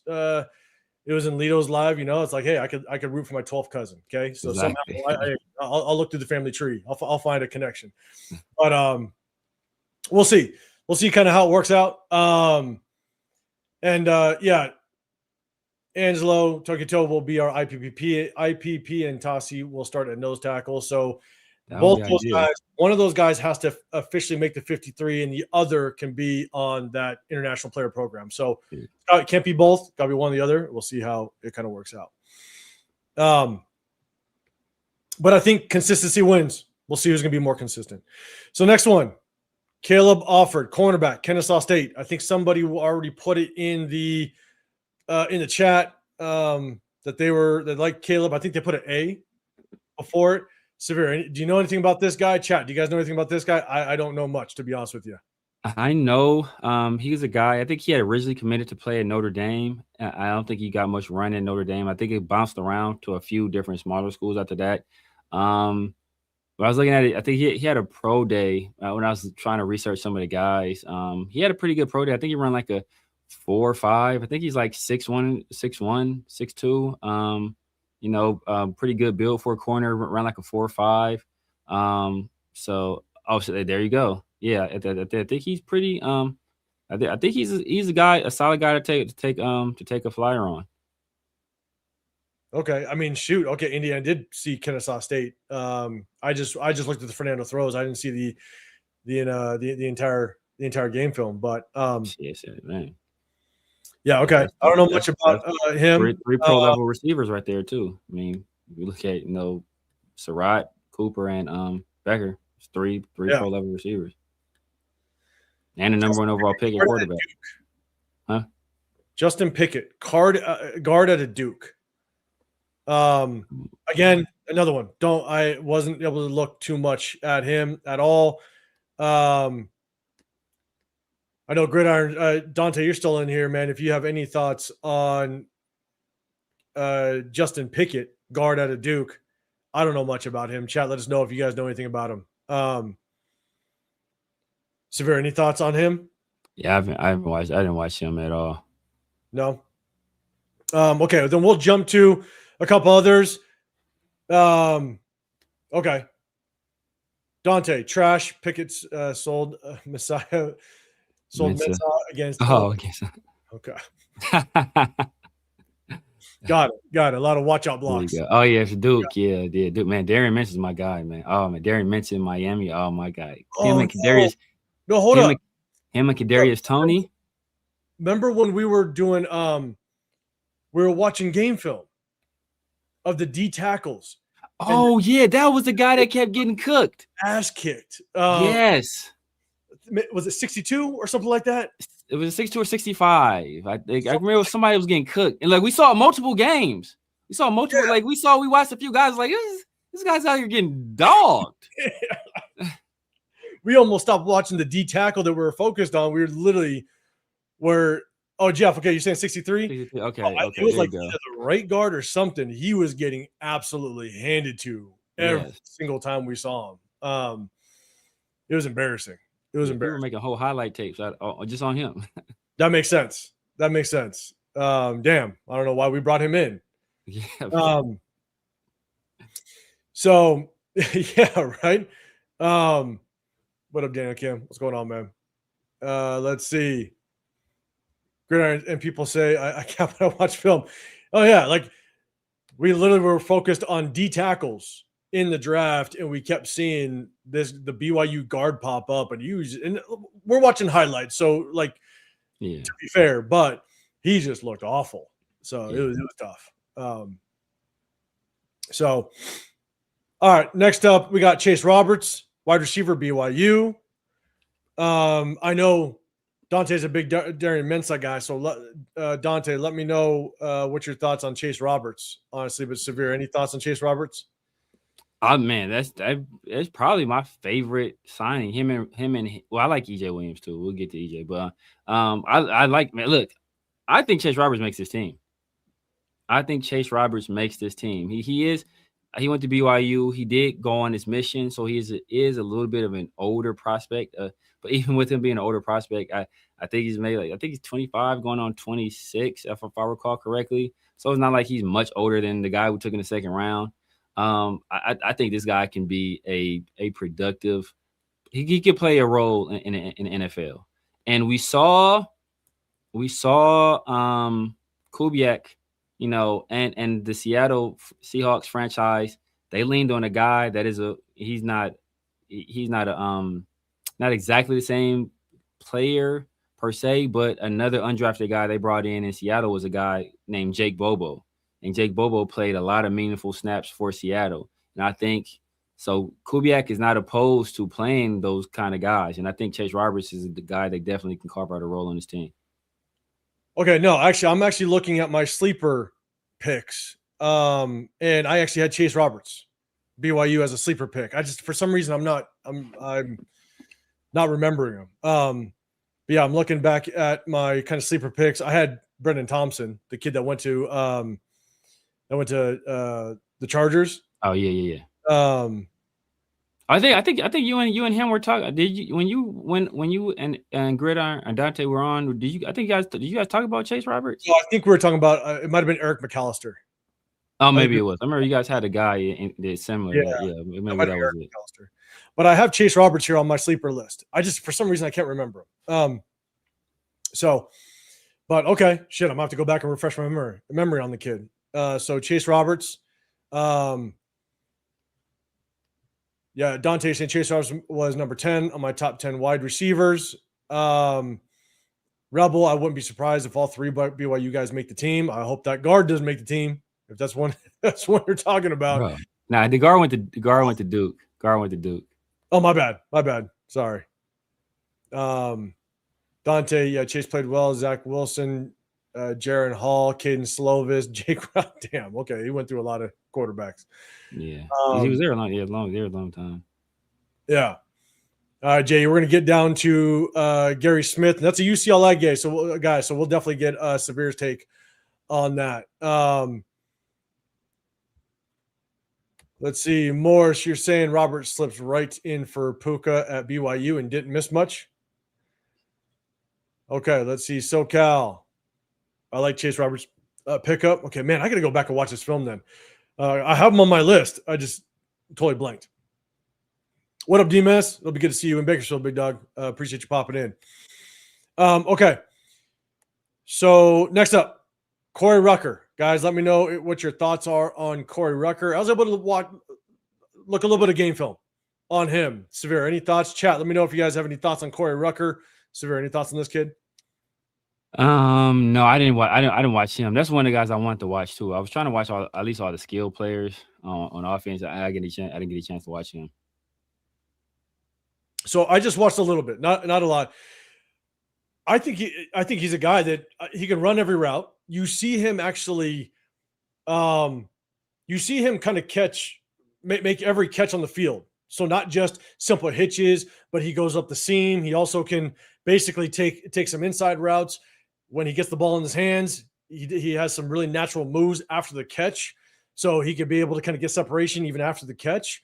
I think he might end up just kind of having that small school kind of feel, so that, maybe he just ended up being an undrafted free agent because he's from Arkansas State. Small school. He looks like, as I'm watching the film, I just get this feeling like he could have been a guy that could have been maybe a 6th or 7th rounder, possibly. Mm-hmm.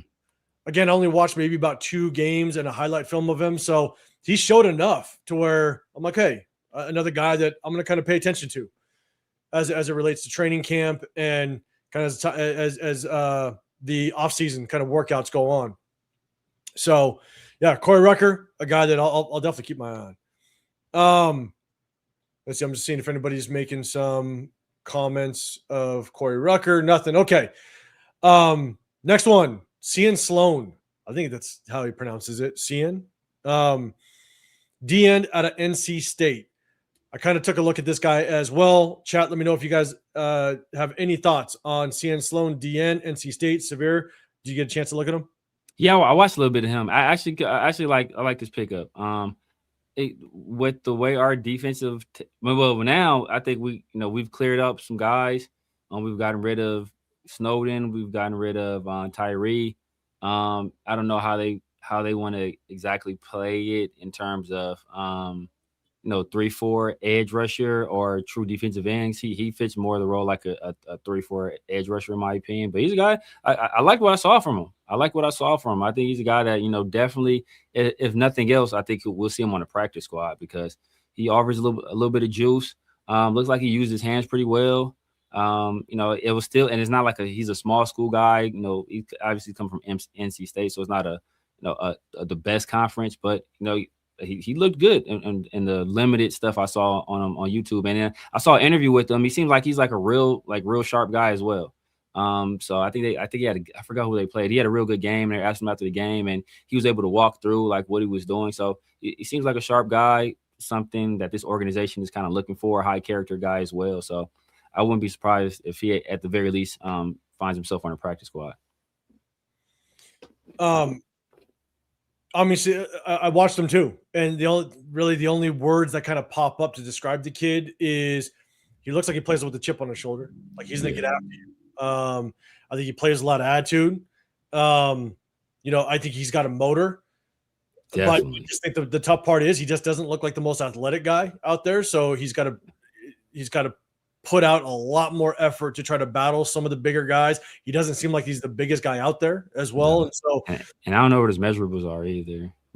Yeah, I don't know either, but he definitely plays with a lot of energy, so I think he's an effort guy. And like you said, I completely agree. He could find himself on the practice squad. And I don't know if he makes his 53, I don't know if I see that, because the only way he has a chance at making the 53 is if you're just a damn good special teams player. Now, effort, passion, just the tenacity that it looks like he brings could get him there. Yeah. But not sure if he might need a little bit more than that. So, yeah. DJ, you're saying, needs to add a little more weight. All right. He's only around that's what I'm saying. That's what I'm saying. He's like, just looking at him, he looked more like a 3-4 outside guy than and that's basically what he played essentially. So, yeah, and I think he's going to be a true on the line type of guy. Like, he's not going to be an off the ball linebacker at 239. I just don't think he has athleticism for it. But I think there's a good chance he might make that practice squad. Okay, next one. I think Jay, you talked about it. Gary Smith, D tackle, UCLA. Yeah. It's all just some highlights, but severe, man. Any thoughts on this guy? Short, squatty body. He's like 6'1", 6'2", probably like 325, something like that. He was a transfer in from Duke, and a lot of us were super excited about him. He played his first year, actually looked like he could be turning into something.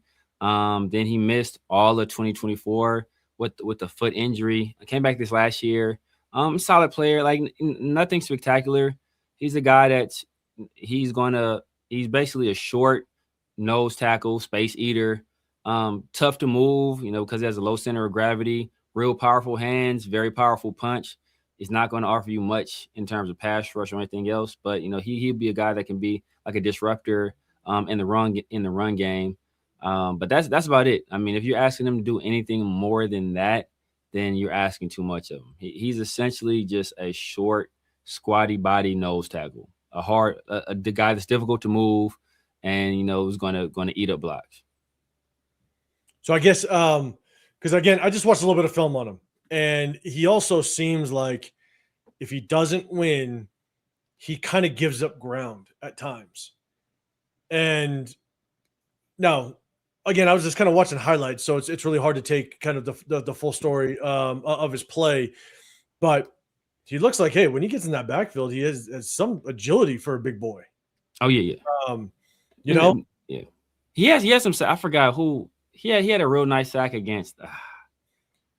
Damn, I can't remember who it was. It was 2023. I forgot who it was, but where he he actually had to change directions on a guy and chase a guy. I was like, all right, and that's what some of that stuff is what kind of got us excited. That year he came over from Duke, and then like I said, he had, I think you want to say it was a foot injury. He missed the entire subsequent year.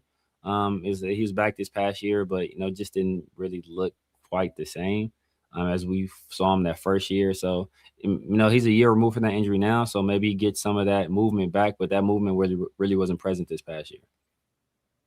Yeah, and real quick, hey, if anybody is over on I can only see the comments on YouTube, but if you guys are over on Twitter or Kick or any of the other streams, come on over to YouTube, get on in here so I could see your comments.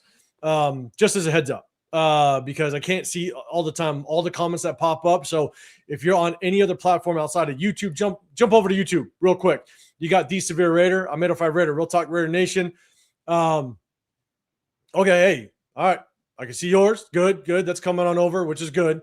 And also, 1/3 of the Raider War Room couldn't join us today. Chris Protect Show podcast. So after this, definitely jump over and hit that sub button for him as well. We hit you guys on Sundays and Wednesdays. We break down game film throughout the season, just so you guys know. So I guess think there's a chance he makes this roster or at least practice squad. Severe? Practice squad, another practice squad guy. It'd be tough for him to make. I would put Cleveland way ahead of him in terms of making a roster. So he'd have and I don't know how many he's a true nose tackle. Like he can't play 5 technique. He's only a nose tackle. So I don't know how many of those guys we really want to carry on this roster. So practice squad guy is where he's headed. All right, cool. Yeah, again, I was only able to see a little bit of him. So okay, cool. No, I just want to make sure because sometimes they can't see it or they try to comment, it doesn't pop up. Sometimes it doesn't filter over here. I know a while ago Twitter had some problems. So yeah, but I appreciate you confirming. So next one, Xavier Sorey Jr., Arkansas. I watched a little bit of this kid. Rebel, if you're in here, I think Rebel's an Arkansas fan. Let me know what your thoughts on this kid. Chat, let us know what you think about Xavier Sorey if you've taken a look at him. I watched a little bit of him, but Severe, what's your thoughts? I didn't watch him. So what did you think of him? So I think he's just a very undersized linebacker. I don't know exactly what his measurables are, but when you look at his game film, he looks very undersized. He looks like he's just a little bit thin for a linebacker.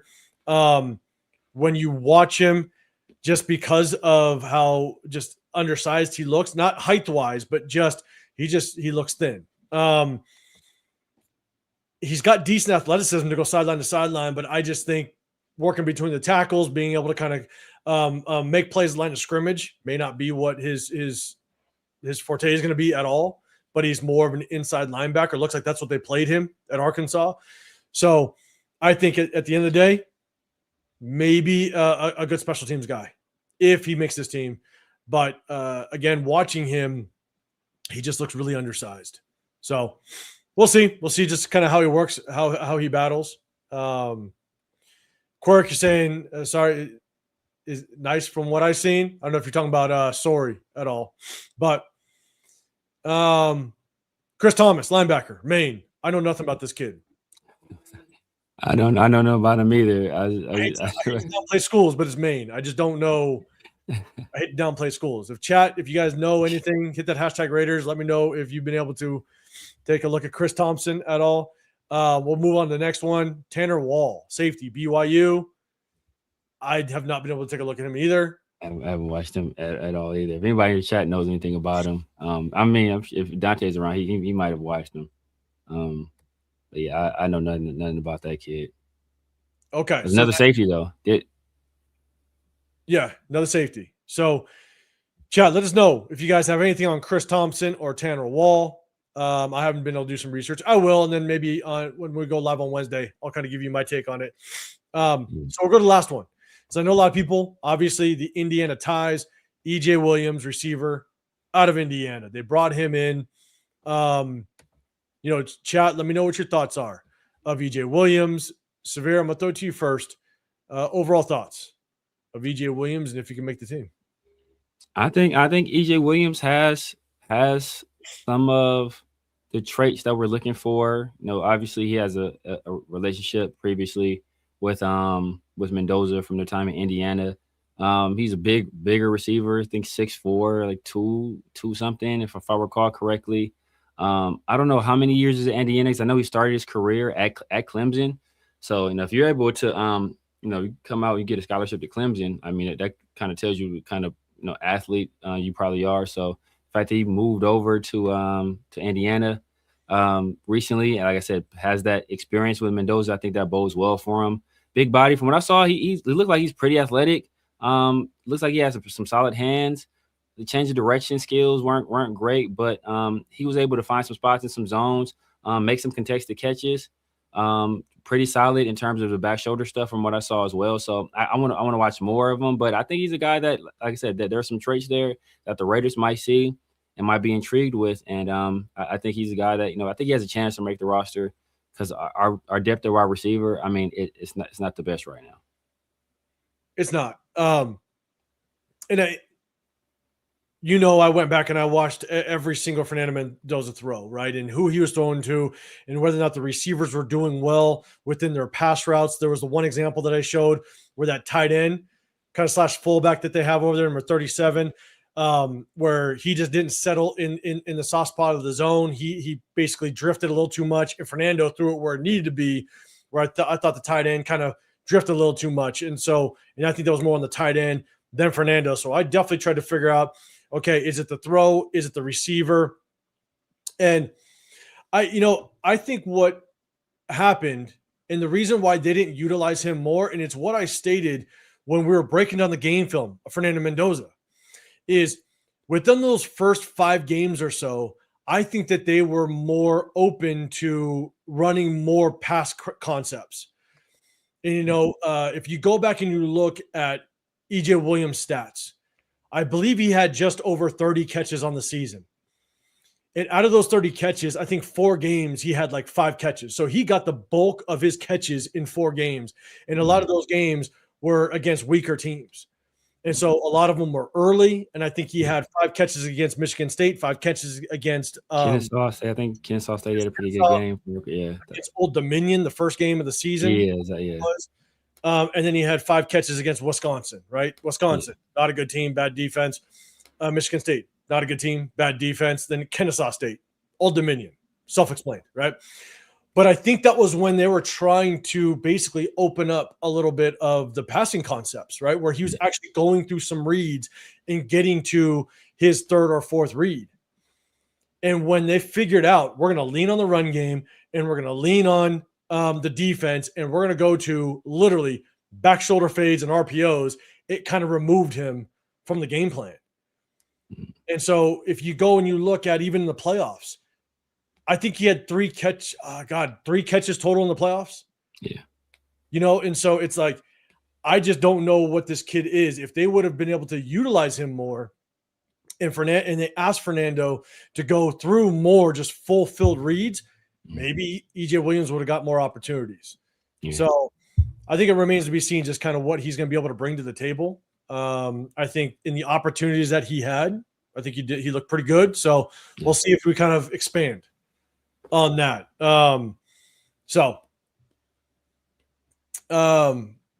Mage Power coming over from Kick, I believe. Appreciate you rocking. But the question then becomes, is that the fault of the quarterback or the receivers?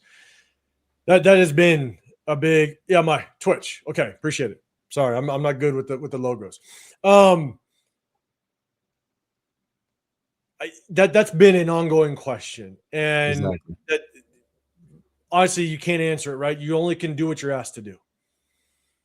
But ultimately what happens is if you don't show a body of work on game film on the tape, then it just opens up the question as to, can you do it? How well can you do it?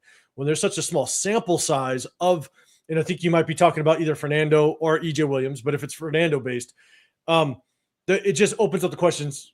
One, can he do it? How well can he do it? And of the examples that he did show, it's so minimal and it was okay at best. So the question is, what can you do? So it's not saying he can't do it. It's just a matter of, can he do it at what level can you do it at?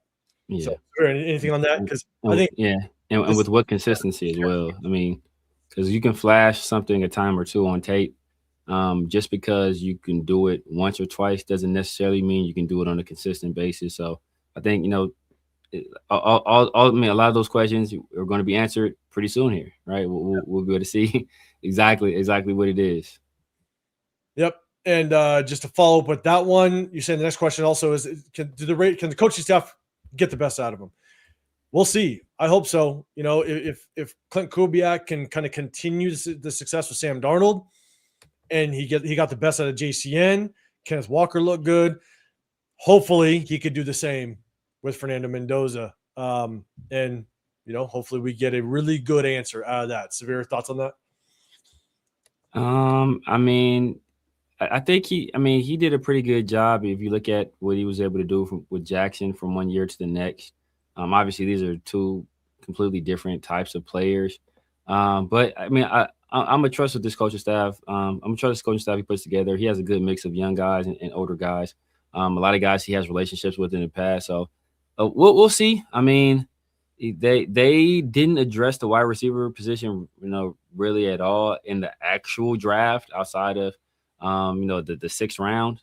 And so obviously they have some confidence in either their ability to scheme guys open or coach guys up. So we'll see if that translates, and we'll see if that's able to make a difference in the kind of player that EJ Williams is. Yeah, and shout out to, if Jason Downs is still in here, shout out to him, because he corrected me a little bit. I had to change kind of my thought process. Was, look, we picked him number 1. We drafted him number 1. So at the end of the day, Clint Kubiak better get the best out of him. Yeah, that's your guy. And if Fernando Mendoza fails, it's not because of him. It's because we drafted him number 1 and we didn't get the best out of him. To be dead honest with you, as much as the question marks I had of Fernando Mendoza, if this number 1 pick does not work out the way it's supposed to, it is solely on Clint Kubiak and John Spytek for making that pick. It's like Tyree Wilson or Cleveland Farrell. Cleveland Farrell wasn't a number 4 draft pick. That the value wasn't there, but they picked him. So guess what? That's on the head coach and GM for not making that work. Yeah. So let me go up to the big screen real quick. We're going to get the last 2 topics in. Appreciate everybody rocking with us. Let me go ahead and remove it. Make sure I bring it up correctly. Last two topics, guys. We are going to go with this one and Charles Snowden. Charles Snowden is officially out the building. We went ahead and we waived him, basically, meaning we're releasing him. I know I've had some comments of people basically saying, "Oh, well, you need a lot of rotation. We need to get after the quarterback." I understand that concept, right? But man, Charles Snowden was doing this. He went from an undrafted free agent to making the team because Malcolm Kuntz got hurt, and all of a sudden we start to see flashes. Like, I think this could have been a decent breakout year for him as it relates to a rotational piece. But we went ahead and let him go. I'll be honest. I wanted to see what Charles Snowden could have brought this year. So chat, let us know what your thoughts are on Charles Snowden being released. Do me a favor, hit that hashtag Raiders. Obviously, Keon Crawford came in the building, so that might have played a role. But Severe, what's your thoughts on Charles Snowden leaving the building? Yeah, man, I had to see Charles Snowden go. It was a good story. Obviously, he had, outside of the one incident he had to do with DUI or whatever. But other than that, man, a guy that undrafted guy comes in, makes the team. He had the big play to help us win the Cleveland game 2 years ago. And I think he started 9 games over the past 2 years, beat out a number 7 overall pick in Tyree Wilson, right? Like, beat that guy out. He's a guy who he played some DN for us. They had him playing like an outside linebacker edge type role as well. I think he's 6'6", 6'7" guy. Some pretty good movement. Obviously not the biggest guy in the world. But I thought he was a guy I was looking forward to see what he was going to be able to do in this defense. At the very least, be a guy that was a rotational piece in this defense. So sucks to see him go. I wonder who's going to pick him up. Is this going to be another trend of guys that we had on the roster and he goes elsewhere and he latches on with a more stable franchise and he starts producing at a higher level than he was here with us? I hope that's not. I want to say I hope that's not the case because I want him to do well elsewhere, but I just hope we didn't lose out on a guy that can be a productive NFL player. Yeah, DJ said I didn't see enough from Snowden, so it is what it is. If you go back and you do watch us break down game film during the season, the thing where I think Snowden really helped was in the run support. So he really started to kind of pick up on his ability to stop the run. He didn't necessarily get after the quarterback too much, right? Yeah. But his ability to kind of get to the sideline and stop the run, I think he was starting to really show some really good flashes. And if you can show flashes as a rotational piece, and now Tyree Wilson's out the building, and now Charles Snowden's out the building, our edge rushing, like our DN room, it looks a little slim if you don't get a little bit more production out of Malcolm Kuntz. So we'll see what happens with Malcolm Kuntz. But, yeah, I think based on what we saw last year, I think I would have liked to see Charles Snowden stay. But, he's kind of – it is what it is at this point. Frank, you're saying, sure, it would have been nice to see Snowden, but – more cohesive coaching, with more cohesive coaching, maybe. DK, I read Snowden was a glue guy. He could have helped us, but the coaches have something in mind and released him. Now allows him to make a squad elsewhere. Yeah, agreed. Jay, Snowden may come back later on if he doesn't get picked up. Apparently, Mage Power, maybe Philly will pick him up. Who knows? But sometimes these guys get signed back at a later point in the offseason. Maybe. Yeah. You might be right. That's really good. Snowden covered a lot of ground. He did, bro. He's like 6. What is he? 6'6", 6'7"? 6'6" or 6'7". One of those. Yeah. Franklin, maybe the addition of Pay and possibly Harvey or why we move on. I don't know if Javari Harvey is still on the roster. He was a practice squad guy. I don't know if he's still there. I think he's still there. But yeah, I mean, he was there. I think he was here. He was here with us last year, right? He was there. He was a UDFA last year that made the practice squad. Yeah. So, look, he's going to move on. We'll see just kind of how it works out. Unfortunately, again, I would have loved to see him as a rotational piece because, again, injuries happen. We've seen that multiple times, and I think he's definitely a serviceable guy to come in, especially now that the draft is done. But with Keon Crawford, maybe they're going to make more of an emphasis of him getting a lot more playing time being a third rounder. So, again, that's the question mark of that Keon Crawford. Just how much role is he going to play? And maybe this is a sign of what we're about to see during the season. Okay, next topic, real quick, last one. Appreciate everybody. Do us a favor. Double tap the screen, hit the like button. You got the Severe Raider over here. I'm 805 Raider. My channel is Real Talk Raider Nation. You got Chris Protection Podcast that rocks with us as well in the Raider War Room. Go hit him up afterwards. Hit that sub button. All right, next one. Locky Tasi. Look at that picture. That was ridiculous. Look at him standing next to a normal human being. I'm going to tell you right now. I was extremely excited when we found out that he's going back to the D line. We talked, I think, slightly about it on Wednesday, but Severe, I definitely want to get your take, guys. One thing I will preface is when Locky Tasi was brought on last year to be a D lineman, myself, Severe, as well as Chris, we were extremely excited. We were damn excited about seeing him on the D line, just because you go back and look at his rugby highlights. Well, he's an athlete. Yes. You know, at 6'7", 370 plus pounds. Then last year, they moved him over to the offensive line. I said this last year, and I think the reason why they possibly moved him over was, one, could have been just because our coaching staff was just stupid. But two, when the Christian Wilkins stuff happened, because Locky Tasi is such an inexperienced player, I think they needed more bodies on the defensive side in the D-line room to understand who was going to be the starter, because we had a really bad starting or just bad D-line room at the time. So I think they needed more bodies to evaluate to see who could they bring in to play next to Adam Butler. So I think that might have been the reason why they moved him to the offensive line. But now we see them back. And when that happened, myself, Severe, as well as Chris, we were pissed. Yeah. And so it's good to see him back. There's been some practice film footage that, man, I'm telling you, this I sent it over to Severe and Chris, and this guy could be a terror in the middle as a situational guy to start out with. But chat, let me know what your thoughts are. Locky Tasi going back to the defensive side. Severe, what's your thoughts, man? Yeah, man. I'm very, very excited about this move of him back to the defensive side of the ball. He should have never been moved in the first place, to be honest with you. And, you know, I don't want to say this is the reason, but maybe part of the reason we didn't address defensive tackle so late is because we like what we see from Tasi, or they're projecting him to play more of a role than he played last year. So, you know, maybe that went into it. That remains to be seen, because obviously Rob Leonard was with the team last year. And I speculated at the time, you know, like, why would we move Tasi from the defensive side of the ball to the offensive side of the ball, right? Move him from a role where he's going to be going forward 90% of the time to a role where he's going to be going backwards, or have to move backwards or move laterally, you know, 55, 60% of the time, right? So it just didn't add up. It didn't make any sense.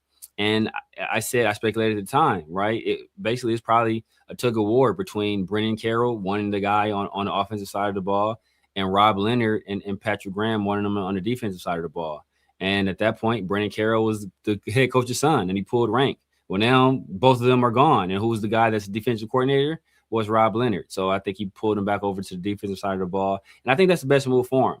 Like, you look at how the game he played in rugby, how that translates, or what translates most to what side of the ball. It translates more to the defensive side of the ball. Him going forward, being in an attacking mode at all times. I think that helps him more, because it's a lot less of a thought at that point. You know, it essentially win the matchup in front of you, right? You don't have to worry about in the offensive line. You talk all the time. It's a lot of that. Or just offense in general. A lot of that has to do with chemistry and guys being on the string and reading and reacting. It's a lot less of that on the defensive side of the ball. It's, you know, going forward. So I think that's a position that bodes well for him. It shortens the learning curve, and it actually gives him an opportunity to contribute much earlier in his career than he would have been able to do on the offensive side of the ball. I'm with you. We'll get a couple of these chats in quick saying, but does that support a 4-2-5 look with letting go of Snowden and Tyree? In my opinion, I don't know if it necessarily both those guys are kind of like tweeners, right? And so you could use them in a 4-2-5 look. You could use them in a true 3-4 look. Yeah. But it just really it depends on the route that they're going. I think maybe Keon Crawford is just going to get more burn than than we think.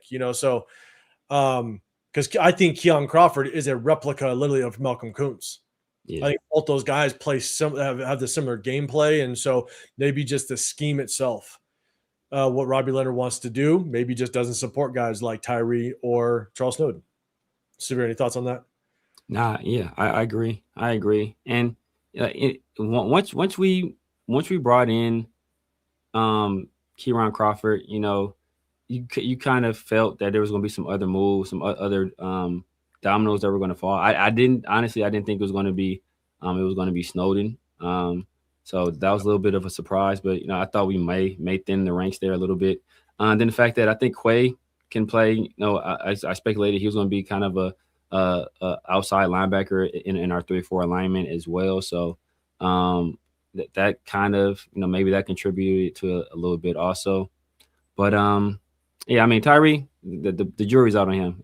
I'm good with him. But the fact that Snowden, he was on a cheap contract, like I said, the arrow for him was pointing up, and for us to kind of cut bait early, it surprised me. But at this point, it's a Rob Leonard is more in position to make more choices than he was previously. So maybe this was a move that was inspired by him, and Charles Snowden was in that room with him. So maybe he's a guy that he kind of had on the chopping block for a while now. No, yeah, and just another DJ saying who put him on the O-line. Again, I don't know. We can only speculate. I just think it was maybe possibly a strategic move because they needed bodies in the D-line room with Christian Wilkins stuff. But that's just speculation because this coaching staff was just an absolute mess. So I don't know. I have no clue. Yeah. I'm looking squarely at Brendan Carroll. Maybe it's like I don't know if Brendan Carroll's like, hey, I want like bring this guy over just because he's big. I don't know. Like it's just who knows.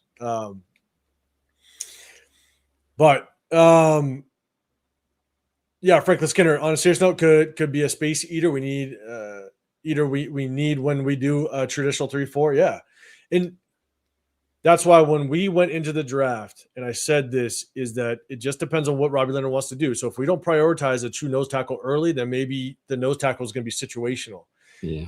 And Laki Tasi, I think, could be a damn good situational guy moving forward. Yeah. So, Jay, you guys see him practice the other day? Guy can move for 373. Yeah, he played rugby. Like that's the thing, bro. You got to be able to move if you play rugby. You can't be a sloth out there, bro. That's why we wanted him so much. And Chris kept telling us about Chris played rugby against Haloti Ngata, right? And that's another big guy who moved surprisingly well for a guy his size, who also played interior defensive line. Obviously one of the best to ever do it. We're not expecting that from Laki Tasi, but so you can kind of see the correlation there between playing on the defensive side of the ball and playing rugby and being a guy that size with that type of athleticism and what you can potentially mold them into with good coaching. And Pete Carroll, in his infinite wisdom, saw all that and said, let's put him on an offensive line. Yeah, so stupid. And why I was so pissed when we moved him was because, and I said this last year when the news dropped that we moved him to the O-line, was with a guy like that, with that type of athleticism, and he's still an athlete. He may not be a football athlete, but he's an athlete, right? Yeah. And that size. What you want to do with players like that, and as a coaching staff, the best thing you can do as a coach for a player is put them in a position where they have the best chance of success. That's your job as a coach, is to put them in the position that gives them the best chance at success. And Laki Tasi, if you put him on the defensive line, because he's already an athlete, all you want to do is literally fill him with confidence. That's it. That's all you need to do. And on the D line, in situational type of situations, is that it could be 4th and 1, and he takes up a double team, frees up Nakobe Dean. Nakobe Dean goes in and makes a play, and all of a sudden, everybody is actually praising Laki Tasi, not just on the field, but when you go back in on the defensive during the week, right? And you're in game film, and you're watching game film, and everybody sees Laki Tasi take up 2 blockers and free up the linebacker. Everybody is now praising Laki Tasi. Exactly. And that just exudes confidence. And if you bring some confidence to this kid, I'm telling you, like you're going to create a monster. And not saying that he can all of a sudden just be an absolute starter, could get there, but he could be a key piece to a situational defense on 3rd and short, on goal line, on 4th and 1, that he could just be an absolute monster. And imagine if he was there for 2 off seasons. Imagine if he was working D-line all last season. Yeah. Right? Like, that's why I was so pissed, because this kid literally could have been a monster this year based on what we already see. And even the technique that you see in that short clip that I sent over to Severe and Chris, like you just see the technique already. Pad level low, base low. I mean, and he's a mountain of a human being. You give him 2 years, 2 off seasons, playing on the D-line, oh, he could be a nasty situational player. So, again, as a coach, and I just take that as, because I coached the game for a really long time, if you put players in position to have the best chance of success, and then they can find confidence, again, on the D-line, you don't have to make the player make the sack. All you got to do is take up the double team and freeze everybody else up, and all of a sudden now you know you did your job, and now that confidence level just skyrockets. Yeah. So, but on the flip side, the one thing I said it earlier in the live, on the flip side, maybe the only positive you can take from him going to the offensive side first is that maybe he learned a lot of what the offensive line techniques are. Yeah. And what the offensive line is going to want to do to him based on power run schemes, zone run schemes, stuff like that. Even how offensive line pass set. You know what I'm saying? Just understanding what techniques offensive linemen use as it relates to pass blocking. Now he could basically counter that because he knows it. So maybe him learning the offensive line and the techniques and the schemes can help him kind of get a jump start on being a decent interior defensive lineman. So if you could take any positive away from it, maybe that could be it. So yeah, good point. Especially for a guy that didn't grow up watching American football, for sure didn't grow up playing it. So that's a good point. Yeah. So again, if you could just find some positive, maybe that could be a positive. So, but man, let this guy have 2 off season as a D tackle. Just that one clip that I showed, I was like, damn, man, bro. He made the buildings in the background look like playhouses. Like he was just like, Jesus that dude is a monster. It was a monster. And so it's gonna be very interesting. We're gonna go back up to the big screen. All right, guys. So that was basically it. We went over the draft. Definitely let our guy Severe come in here and kind of give the takes on the draft. We went through some of the UDFAs, talked about Charles Snowden, and we last touched on Lockie Tasi, man. Again, I think both of us agree, and I think a lot of the chat agrees. We hope this kid comes in and plays a big role for us and can definitely help out this defense in a big way. So we're gonna wrap it up. We appreciate everybody rocking Severe. Before everybody kind of gets out of here, let everybody know where they can find you, what you got going on throughout the week, and all that fun stuff. Hey man, you guys know what it is, man. The Severe Raider here on YouTube, Snapchat, TikTok, X, IG, True Social, Kick, Twitch, everywhere. The Severe Raider, man. Hey, I got my guy Mage Power in here. So probably the only one holding it down over there. Salute to you, brother. That's Twitch. But for Twitch, that's Twitch. Yeah, that's Twitch. Yeah, Twitch. The K, the green K is Kick. But there you go. Okay, my bad. I got the Kick. That's me. I don't even. Yeah, my bad. Yeah. So yeah, man. You guys know where to find me, man. Sunday and Wednesdays with my guy 805 Raider and Chris Protect the Shield in the Raider Roar Room. Tuesdays and Thursdays, my guy PharoahNFL and Around the Shield and the 50-50 show. So we'll be back this week. Like I said, man, I had a family emergency last week. So man, I appreciate everybody reaching out. Was never really able to do a lot of shows this past week. So but we're right back on it. 100%, man. Glad to have you back. Glad to have you rocking. And Jeff, DC next year for the draft. Oh man, we'll have to let you know closer to it. But I think I might try to do an East Coast game next year or this upcoming season. Obviously, we play the Jets. And do we play the Jets? I think we play the Pats again. So I think we play. Yeah, we play. Yeah, I think it is the Jets. It is the Jets. The Jets and the Patriots. The Patriots, I think. Yeah. Maybe one of those. But Jeff, man, I'll keep in contact. I'll let you know for sure. But if you guys don't know, Jets. Hey, New England. So as we get closer, I'll definitely let you know. But schedule release in a couple weeks, man. It's gonna be fun once we get some dates locked in. If you guys don't know, I'm 805 Raider. My channel is Real Talk Raider Nation. I basically just rock out in the war room. I do some random lives here and there. I might post a video here and there or short, but basically I'll rock out here. I might do some solo lives if I have time, but Sundays, Wednesdays is the main time. But if you guys don't know, we also break down game film in the season.